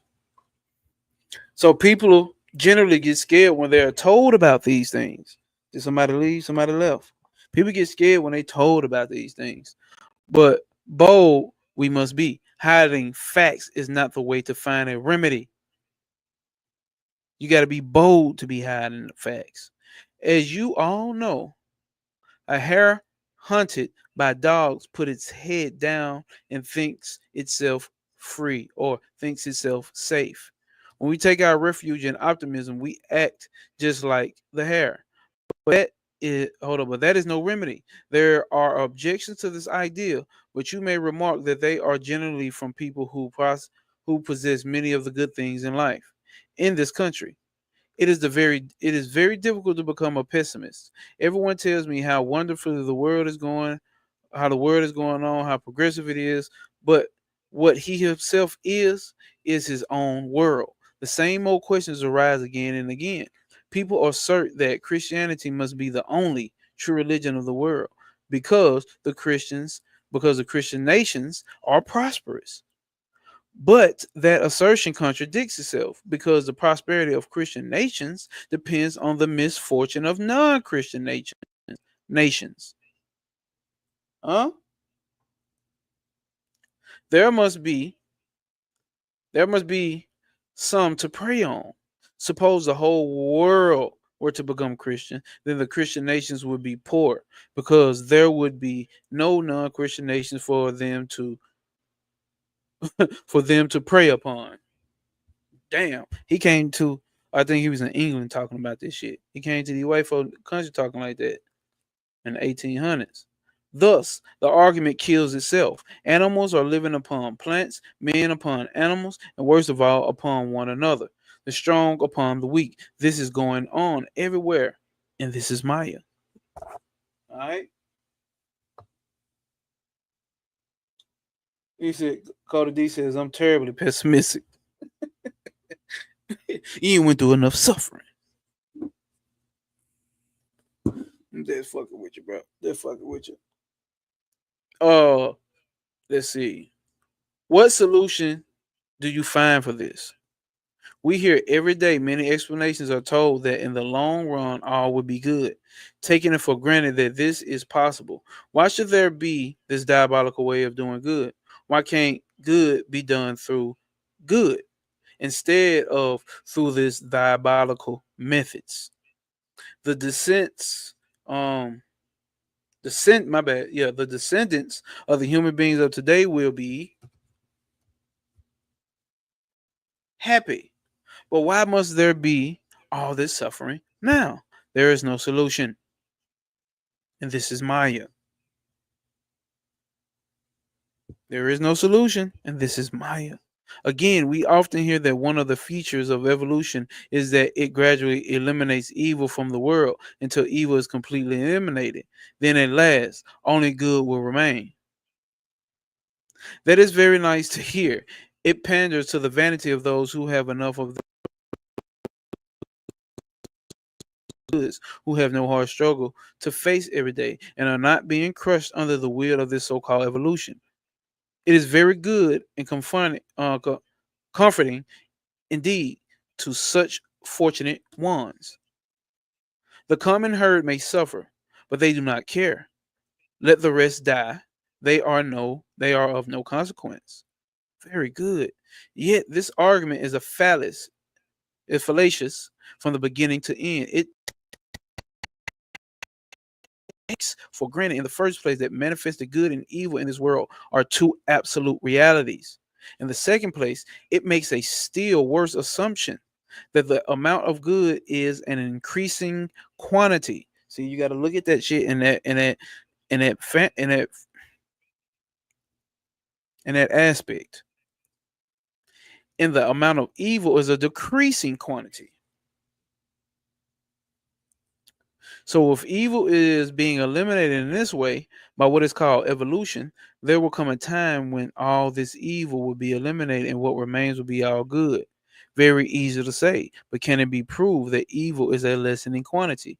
Take, for instance, the man who lives in the forest, who does not know how to cultivate the mind, cannot read a book, has not heard such of a thing as writing. If he is severely wounded, he is soon all right again. While we die if we get a scratch. Again, machines are making things cheap, making things for progress in evolution, but millions are crushed that one may become rich, thousands at the time become poorer. All right. Sound like he talking in 2025, don't it? Yeah, no, 1800s.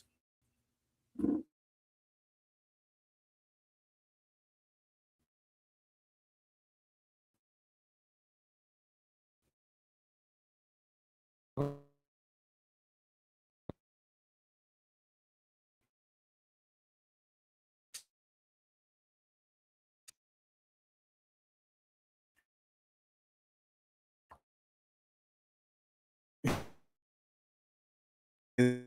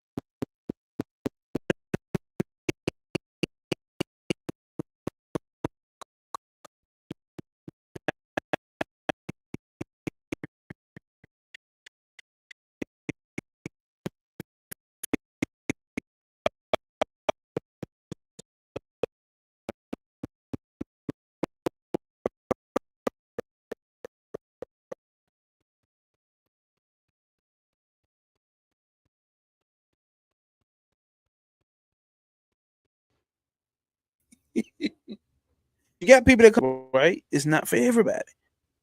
Muhammad is not for Baphomet. Oh, it's not,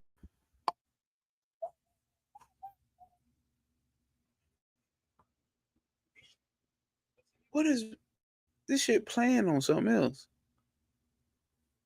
I swear to God, I hear myself in the background. I'm tripping. In the senses. If he does not get enough to eat, he is miserable. Or if something happens to his body, oh, I already read that.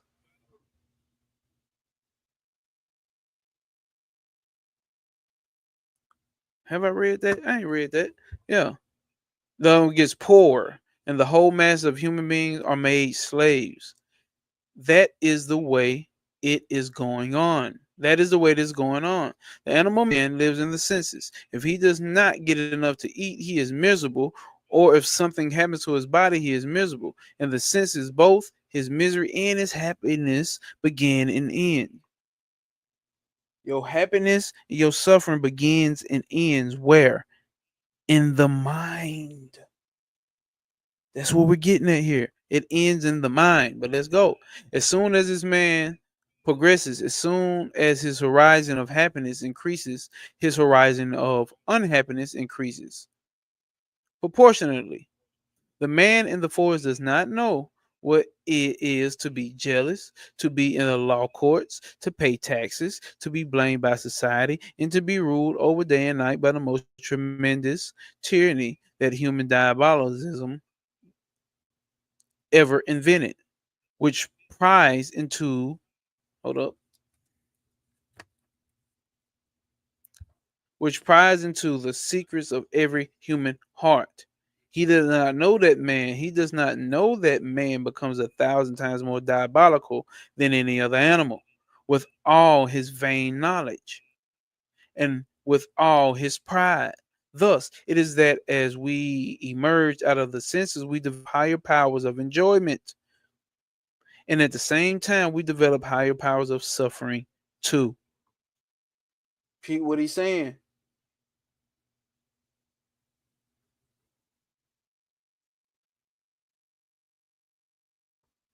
Hold up. Pete, what he's saying? And so it don't matter if you gotta pay bills or not. It don't matter if you ain't never gotta pay taxes again. You can walk around this motherfucker freely. You see what I'm saying? It don't matter. You can go live off in nature. It don't matter. It don't matter. Suffering is gonna pervade. That's this part of this shit, dog. Grr.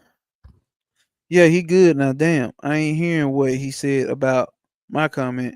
Damn, I'm missing something.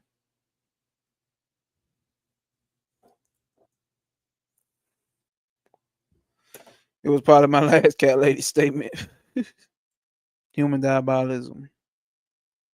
Diabolism. Ever invented. Facts. And this is why I like Young Yoga. They talking funky like this. But he's not just saying this, he's getting somewhere with it. So let's go. Um, the nerves become finer and capable of more suffering. In every society, we often find that the ignorant common man, when abused, does not feel much, but he feels a good thrashing. But the gentle, a good thrashing. What are you talking about, bro? I'm just fucking with you. But the gentle man cannot bear a single word of abuse. He has become so finely nerved, his misery has increased with his susceptibility to happiness. This does not go far to prove the evolutionist's case. The brutal man don't feel no feelings. The nice and sensitive man feel all the feelings. It's a contradictory world. As we increase our power to be happy, we also increase our power to suffer. And sometimes I am inclined to think that if we increase our power to become happy in arithmetical progression, we shall increase, on the other hand, our power to become miserable in geometrical progression. Can y'all see that? Yeah. We are progressing. Hold up. We who are progressing know that more we progress, the more avenues are open to pain as well as to pleasure. And this is Maya. Thus, we find that Maya is not a theory for the facts as they exist, that the very basis of our being is contradiction. Listen to this. Man, they get raw in this motherfucker. Vivekananda don't play that shit. Speaking this shit in the 1800s. That the very bliss of our being is a contradiction. That everywhere we have to move through this tremendous contradiction, that wherever there is good, there must be also evil, and wherever there is evil, there must be some good. Wherever there is life, death must follow as its shadow. And everyone who smiles will have to weep, and whoever weep must also smile. You're not just one. So if you get in a relationship and expect relationships to always be the same, sorry for you, buddy. So if you get money, you expect you always gonna get the same amount of money all the goddamn time. Shame for you, buddy. And well, now we're getting into non-attachment, but that's another story. And everyone who smiles has to weep, and whoever weeps must also smile. Nor can this state of things be remedied. We may vainly image that there will be a place where there will be only good and no evil, where some hold up, where we shall only smile and never weep.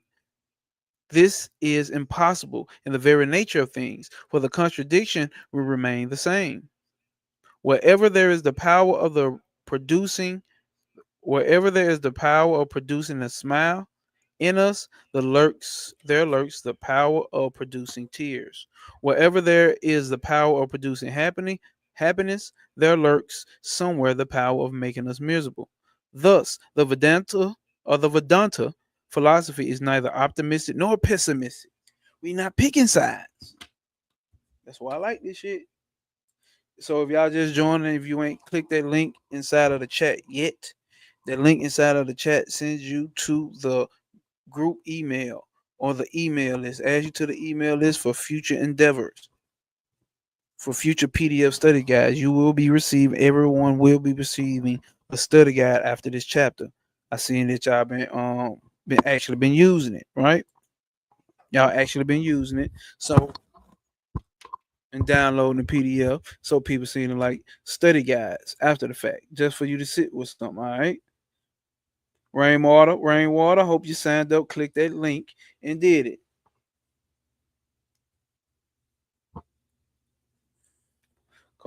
Cody D said, "This reminds me of the two faces, Janus, God I was describing before." Yeah, I do remember you saying that. I do remember you saying that in the last live, right? Last Sunday, you said that shit. Let's see.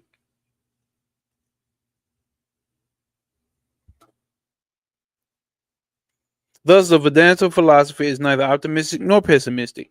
It voices both these views and takes things as they are. It admits that this world is a mixture of good and evil, happiness and misery, and that to increase the one must of necessity increase the other. There will never be a perfectly good or bad world because the very idea is a contradiction in terms. The great secret revealed by this analysis is that good and bad are not two cut and dried separate existences. That's what we just said. There is not one thing in this world of ours.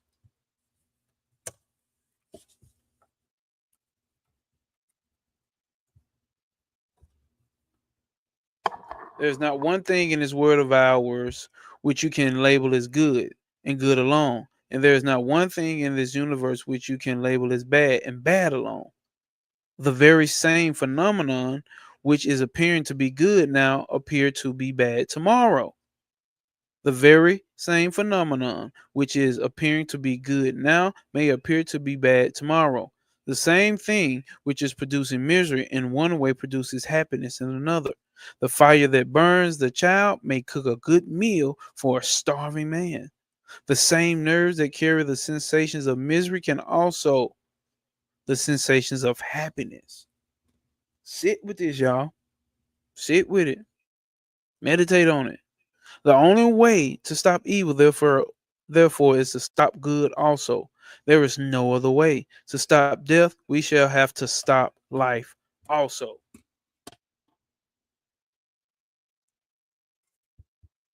He a pee popper. He popping his pee. He definitely pushing pee. Life without death and happiness without misery are contradictions, and neither can be found alone because both of them are different manifestations of the same thing. What I thought to be good yesterday, I do not think to be good now. When I look back upon my life and see what were my ideals at different times, I find this to be so. Self inquiry, right? At one time, my idea was to dive into a strong pair of horses. At another time, I thought it could make a certain, I thought I could make a certain kind of sweet meat that I would be perfectly happy. Later, I imagined that I should be entirely satisfied if I had a wife and children and plenty of money. Today, I laugh at all these this as mere childish nonsense. Vedanta says that there must come a time when we shall look back and laugh at the ideas which make us afraid of giving up our individuality. So it's gonna be hard for you even to come into a relationship. You're scared of giving up your individuality.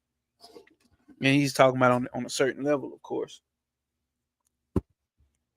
But nonetheless, each one of us wants to keep this body for an indefinite time, thinking he will be very happy. But there will come a time when we shall laugh at this idea.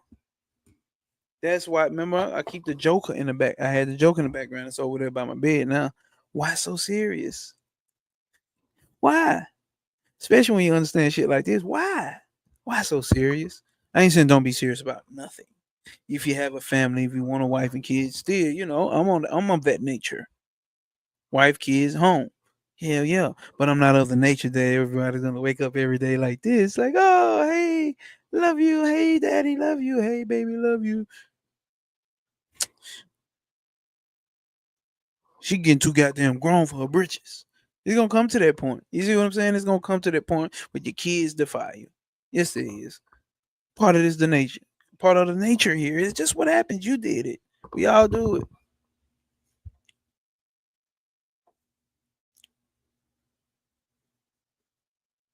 So, yeah, there'll come a time when we shall laugh at this. Now, if such be the truth, we are in a state of check this out, because he ain't done.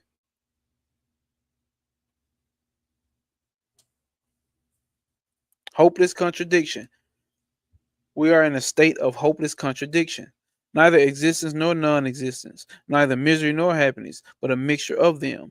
What then is the use of Vedanta and all the other philosophies and religion? And above all, what is the use of doing good work? This is a question that comes to the mind. All right? He ain't telling you to go out and, you know, if it is true that you cannot do good without doing evil, and that whenever you try to create happiness, there will always be misery, people will ask you, what is the use of doing good? The answer is, in the first place, that we must work for lessening misery, for that is the only way to make ourselves happy. Pete, what he just said.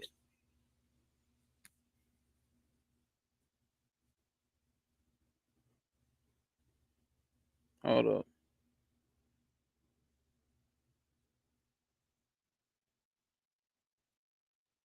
The answer is, in fact, the place we must do work for lessening misery, for only that, for that is only the way to make ourselves happy. Every one of us finds out sooner or later in life. The bright one comes, hold up, the bright ones find it out a little earlier, and the dull ones a little later. That's it. Some find it out sooner than others. But you're gonna find out. And I mean it can be lifetimes. It don't matter. The dull ones pure very dearly for the discovery, and the bright ones less dearly. In the second place, hold up, in the second place, we must do our part because it is the only way of getting out of this life of contradiction.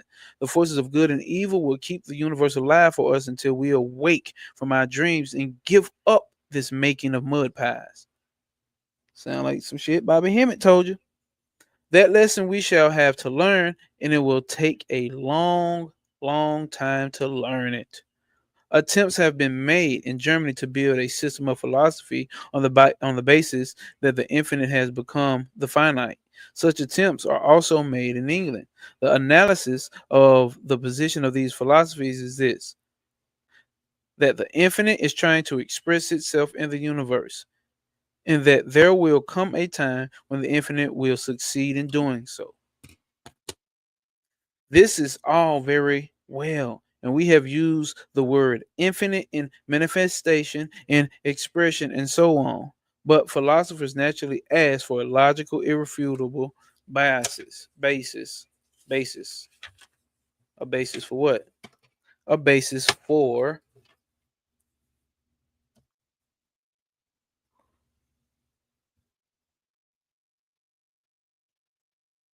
what do they say? Sound like karma. You hear what I'm saying? You did? Sounds like karma. The statement that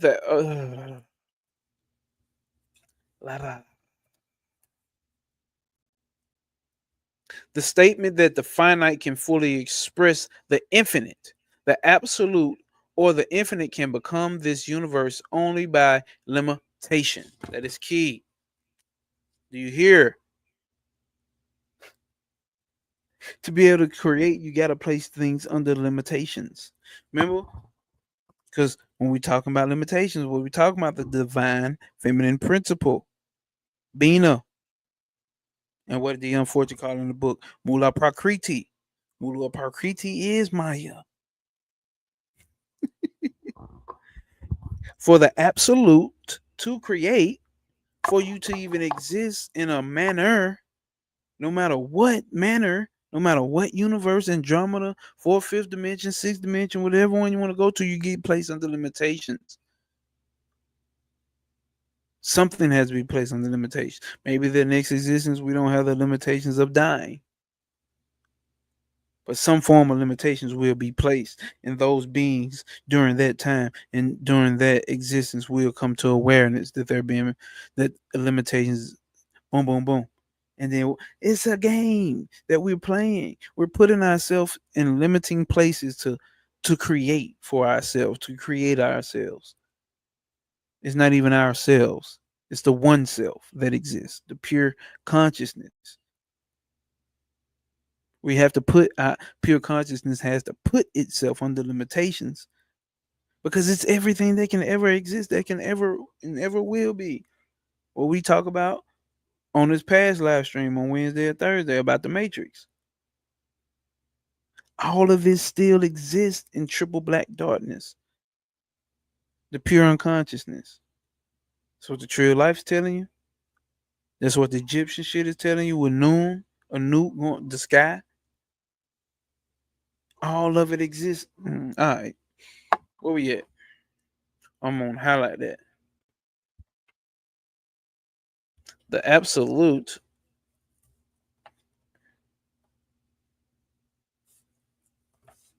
Well, let's see. I think he's finna say something else, but it still makes the same point that I was trying to make. I forgot I was finna highlight something, but I forgot. The absolute of the finite can become this universe only by limitation. Everything must be limited that comes through the senses or through the mind or through the intellect. And for the limited to be unlimited is simply absurd. It can never be.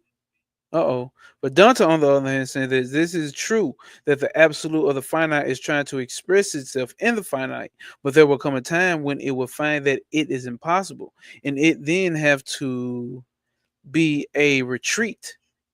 And this beating to a retreat means renunciation, which is the real beginning of religion.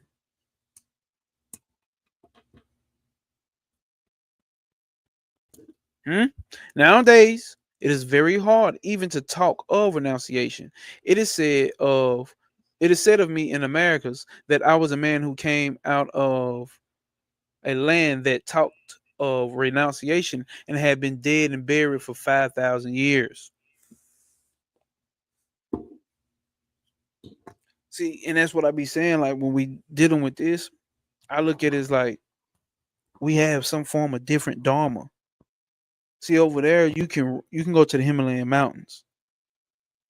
In America, let the government find out you live in the mountains. You're getting taxed, or you're going to jail because it's illegal.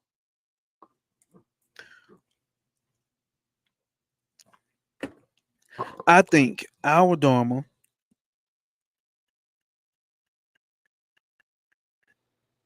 is to do less renunciation, not full renunciation for everybody, because that's not for everybody. See, that don't mean you can't go over there and go through a ashram and go through a program and become a monk and then finally get to go up there to the Himalayan mountains. You can't do it. If you plan to live that life, go over there and do it. In the West, for the ones that's in the West, we're gonna have to make some form of income around this motherfucker. So we need to lessen our attachments. And we'll have a talk on that because I can go deep into that, but like that'll take us to a whole nother what's the name? It was said that the land that a land that talked of renunciation had been dead and buried for 5,000 years. So says perhaps the same thing I'm saying. So has the hold up. Where am I at? What the fuck? So says perhaps the English philosopher. Yet it is true that it is the only path to religion. Renounce and give up. What did Christ say? He that loseth his life for the sake shall find it again and again.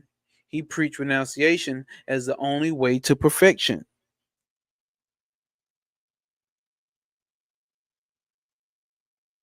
See? See, Cody, you talking about the mountain for 60 days. We talking about the rest of your life. Rest of your life in the mountains. And I'm talking about how they living in the Himalayas. They ain't bathing. Probably got a couple bugs. West from a north POV is left. Left side of the brain controls logic. So we got to get past the logic on the West. There you go. Is what I keep saying. Like, bro, this shit, everything in the West is about materialism. The science is about materialism. We're trying to get down to the details. The details about materialism. You get over here into this shit where we studying the occult shit. Well, what I get from the occult shit is the principles. We don't fuck the detail. We can get into the detail, but we need to understand that we standing on the principle. Got my blue tick. Got my blue tick hound. I don't know what the hell you talking about, Cody. Damn, you always get me, man. Shit. Um, He that loses his life for the sake shall find it. And again, he preached renunciation as the only way to perfection. There comes a time when the mind awakes from this long and dreary dream. The child gives up its play and wants to go back to its mother. It finds the truth of the statement. Desire is never satisfied by the enjoyment of desires. It only increases the more, like fire, when butter is poured upon it. This is true of all sense enjoyments, all intellectual enjoyments, and all enjoyments of which the human mind is capable. They are nothing. They are within Maya, within this network which we cannot get out of. We may run about therein through infinite time and yet find no. So you can go to Andromeda, Sirius, all that shit, right?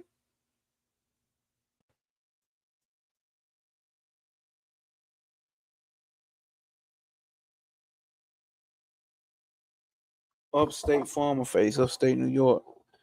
Just blue tick hound dogs running around. Oh, okay, that's what you're saying. Okay, that's what's going on out there. Okay, gotcha.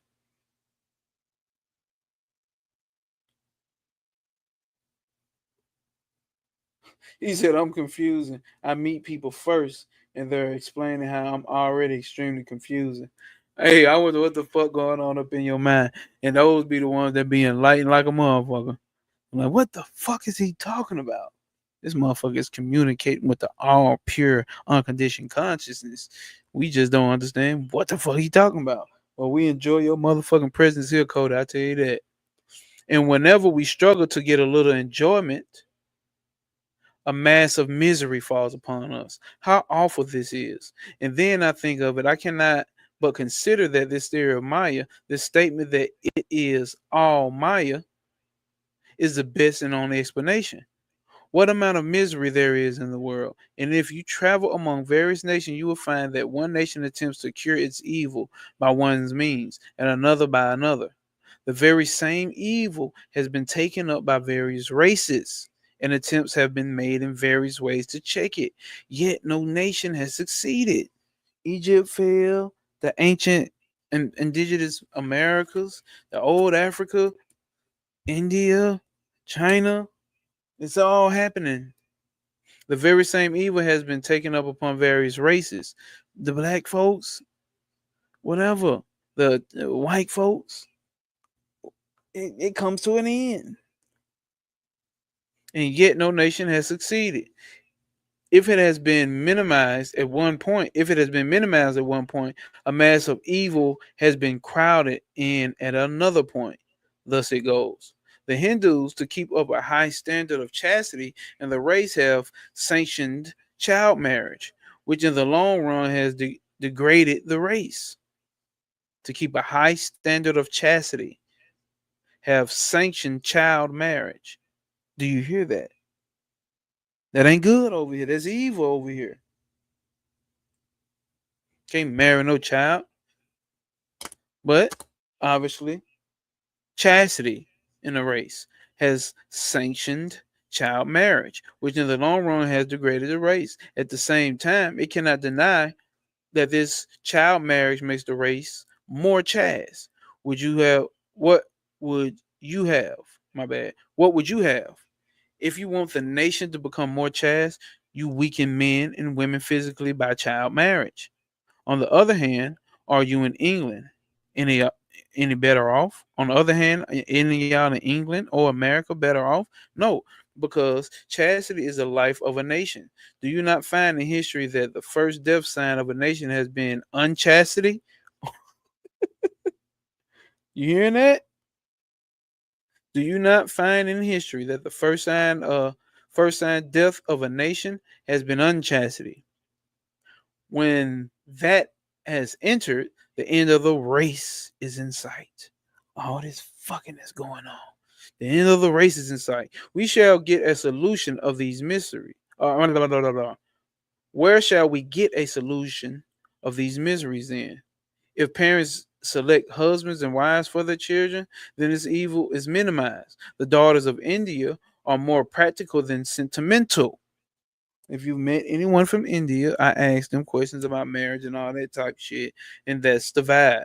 They are more practical than sentimental, but very little of poetry remains in their lives. Again, if people select their own husbands and wives, that does not seem to bring much happiness neither. Same in America, the great old America. The Indian woman is generally, sorry, very happy.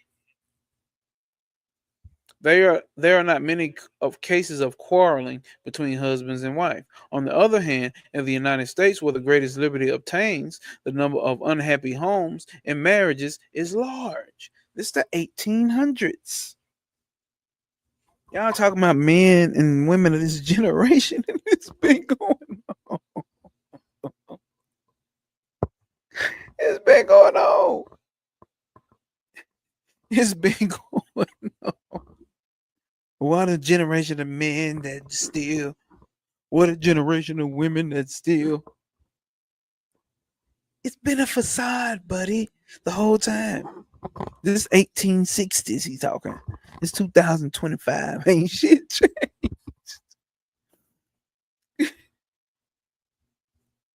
um Unhappiness is here, there, and everywhere. What does it show? That after all, not much happiness has been gained by all these ideals. Because you're living based upon the ideas. We all struggle for happiness, and as soon as we get a little happiness on one side, on the other side there comes unhappiness. Shall we not work to do good then? Yes, with more. He said, yes, with more zest than ever. He's a slick talker too. That's what you learn about Vivekananda. He's a slick talker. Yes, with more zest than ever. But with this knowledge, but what this knowledge would do for us is break down our fanaticism. The Englishman will no more be a fanatic and curse the Hindu. He will learn to respect the customs of different nations. There will be less fanaticism and more of a real work. Hold up. There will be more fanaticism and more of real work. Fanatics cannot work. They waste 3 or 4 months of their energy. It is the level headed, calm, practical man who works. So the power to work will increase from this idea. Knowing that this is the state of things, we shall not be able to throw us. Listen, the sight of misery or evil should not be able to throw us off of balance and make us run after shadows. Patience will come to us, since we know that the word that we have to go in on its own way. Hold up. Patience will come to us, since we know that the world we have to go on in its own way, that the world will have to go on in its own way. If, for instance, all men have become good, the animals will have, in the meantime, evolved into men and will have to pass through the same state. And so with the plants.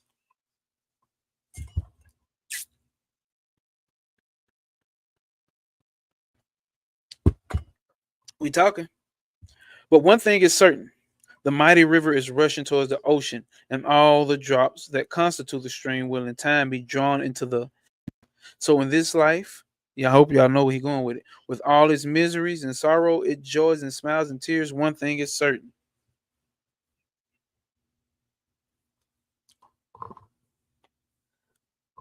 That all things are rushing towards their goal. And it is only a question of time when you and I, plants and animals, and every particle of life that exists must reach the infinite ocean of perfection, must attain to freedom, to God. Did we not just say earlier that's what everybody's chasing? Why we think some people is not on a spiritual path? They is. You just saying that, but they is. Everybody's on that same path to get to that right there. That ocean of perfection, that freedom. Everybody's really chasing, trying to get to God.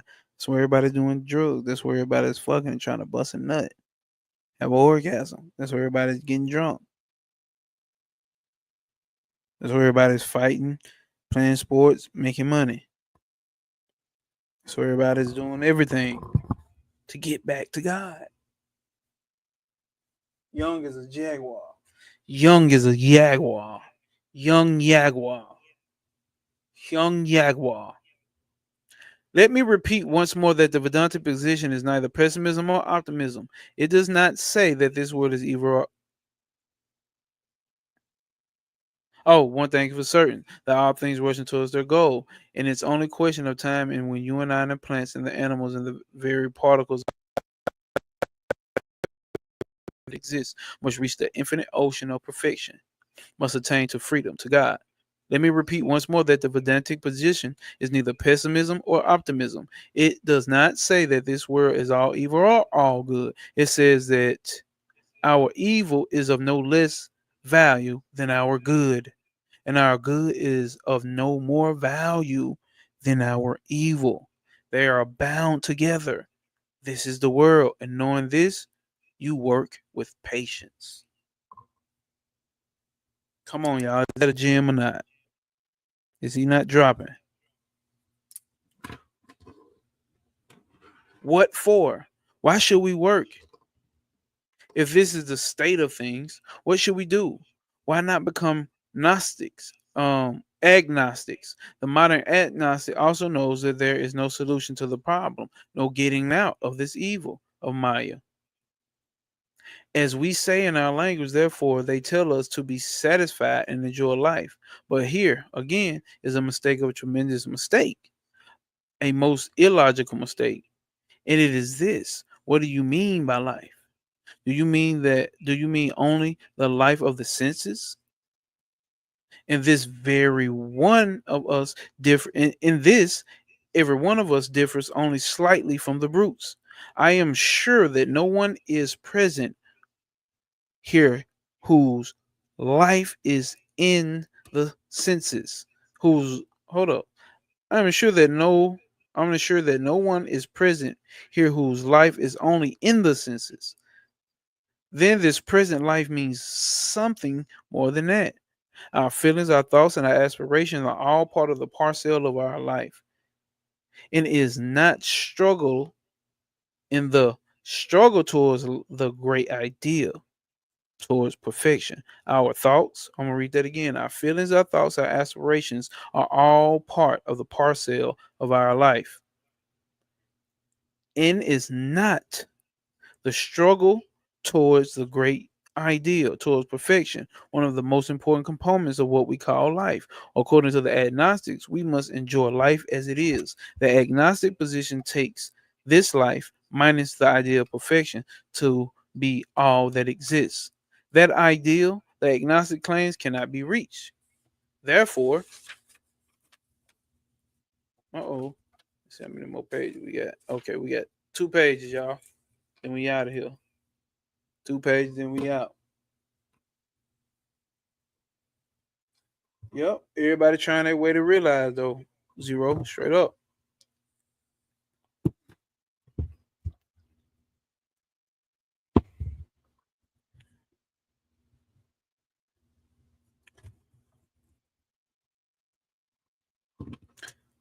Give up. So they got to give up the search. But life means, above all, this search after the ideal. The essence of life is going towards perfection.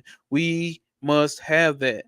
And therefore, we cannot be agnostics and take the word as it appears. This universe, is what is called Maya.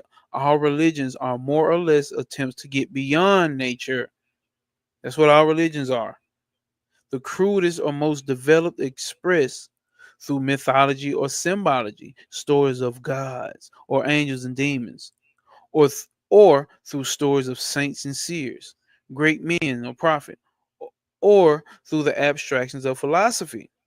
All have that one object. They are all trying to get beyond these limitations. Everybody's doing the same thing. Everybody. That's what science is on the physical level as well. So it's trying to do. Go beyond limitations. In one word, they are all struggling towards freedom. Man feels consciously or unconsciously that he is bound. He is not what he wants to be. It was taught to him at every moment he began to look around. That very instant, he learned that he was bound, and he also found that there was something in him which wanted to fly beyond, where the body could not follow, but which was as yet chained down by this limitation. Even in the Lord's religious ideas, where departed ancestors and other spirits, mostly violent and cruel, lurking about the houses of their friends, found blood shed and strong drink, and fond of bloodshed and strong drink, are worshipped. Even there, we find the one common factor, that of freedom, that of freedom, that of freedom. The man who wants to worship the gods sees in them all. Sees it. Hold up. The man who wants to worship the gods sees in them all. I mean, above all things. I'm dyslexic, ain't I? Above all things, greater freedom than in him. If a door is closed, he thinks that the God can get through it, and that the walls have no limitations come from them. The idea of freedom increases until it comes to the idea of until it comes to the idea of a personal God, of which the central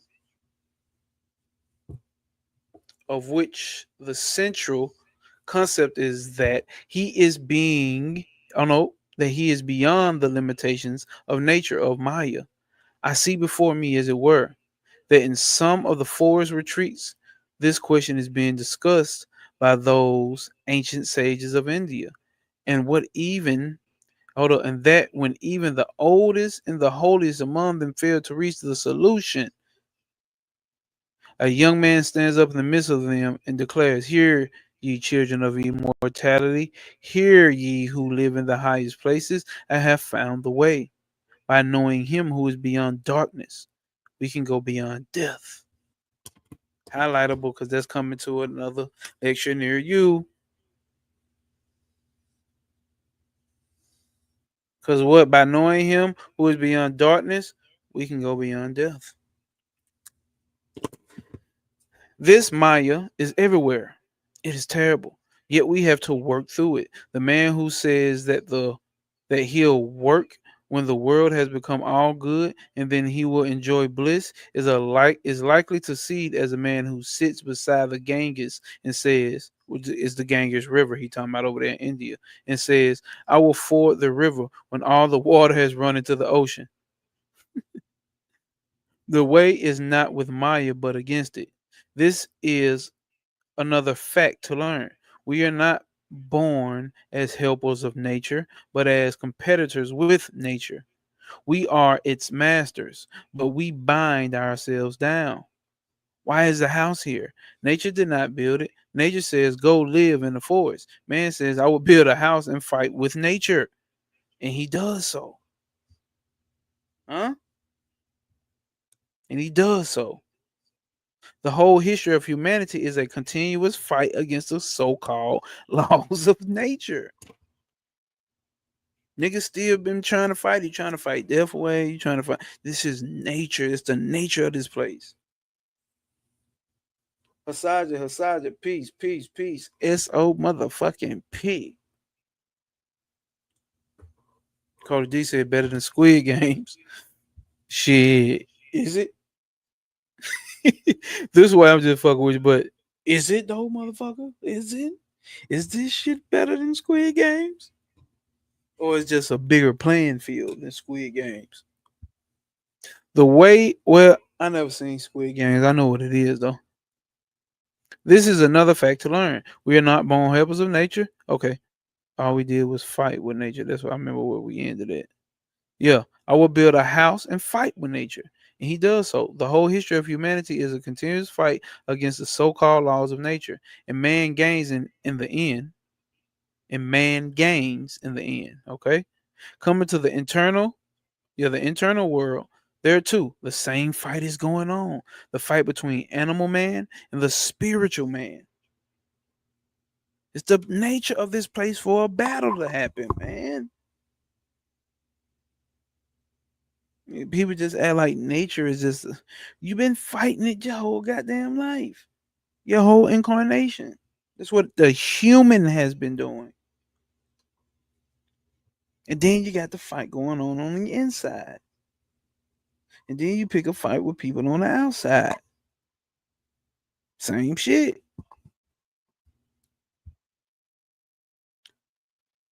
Go live in the forest, man. Says I would be the high fight with nature.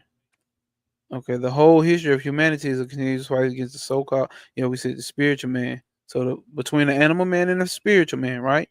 Between light and darkness. And here too, man becomes victorious. He cuts his way, as it were, out of nature to freedom.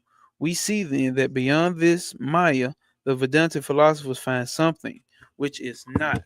Which is not what? What you trying to say?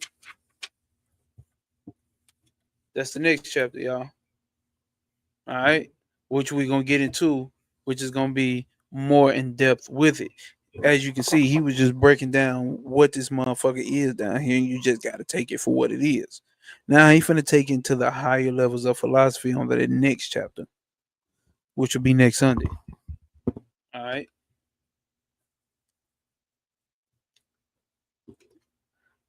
Bound by Maya, and if we can get there, we shall not be bound by Maya. This idea, no, let me go back and read the last page. I don't remember. We see we see that we see then that beyond this Maya, the philosophers find something which is not something that which is not bound by Maya. What is bound? What is not bound by Maya? Huh? If we can get there, we shall not be bound by Maya. This idea is in some form or other the common property of all religions, but the Vedanta, it is only the beginning of religion and not the end. The idea of a personal God, the ruler, here we go. Here we go. The idea of a personal God, the ruler and creator of the universe, of this universe, and he has been styled the ruler of Maya, of nature, is not the end of the Vedantic ideas. They don't stop there at God of the universe. They don't stop at any of these guys that we talking about. None of them. The idea grows and grows until the Vedantist finds that he who he thought what the Vedanta finds that he who he thought was standing outside is he himself, and is in reality within. He himself is the one who is free, but through limitation he thought he was bound. Let's read that again. The idea grows and grows until the Vedantist finds that he who he thought was standing outside is he himself, and is in reality within. He himself is the one who is free, but through limitation, he thought he was bound. He thought he was bound. Let's see how many pages this one is.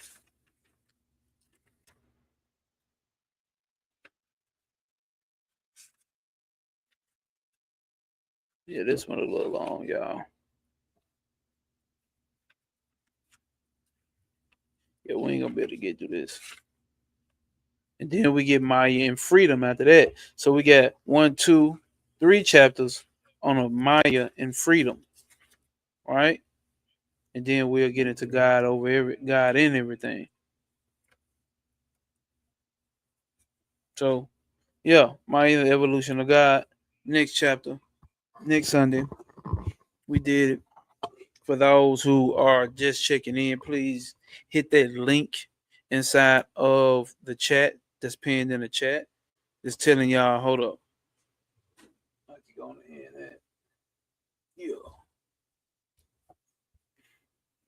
So it's telling y'all to sign up for the email list to receive the PDF of this chapter. So now I understand that once we come in and start reading the chapter, um before we read the chapter, we're gonna go over the study guide of the previous chapter. So if you missed the beginning of this show, at the beginning we actually go over the study guide, run through the questions and all that. So y'all keep showing up. That means y'all clicking that link. Also hit that like button. That like button. You know what I'm saying? So yeah, I see like I'm getting some feedback. Y'all seem to be liking this book. This is my shit. This type of shit that I'm into. So you into the Gyung Yoga or the path of knowledge. Right now we just now getting into the chapters that started to talk about what is it called? Maya. We ain't even got deep in the book, right? Because we still got to remember that this is what is this? This is a book based off of lectures that he did, live lectures that have been translated into English, or more in a more updated version of English. You know what I'm saying? So from the 1800s, because they even English they spoke back then, we don't speak that same English, right? But we got a comprehensive study guide that comes along with each chapter, and as long as y'all keep downloading, if I can see y'all actually downloading and using it, I keep producing it, keep coming up with it, and goddamn putting it out there for you. So hit that link in the chat, and if you're watching the replay, hit that link in the description to join that email list. Appreciate y'all for showing up. We can get on up out of here. Much love. As always, no obstacles will apprehend you. Prosper over pain. There are no obstacles. There's only the opportunities. Obstacles don't exist. It's only opportunities. Okay? It's only opportunities to prosper over pain. Remember that. And always stand on principle. Stand on purpose. And that's how I stand at operating procedure, bro. Like I don't know what to tell you, bro. Like I can't tell you nobody nothing else. It ain't nothing but else but standing on principle. That's the only procedure I know.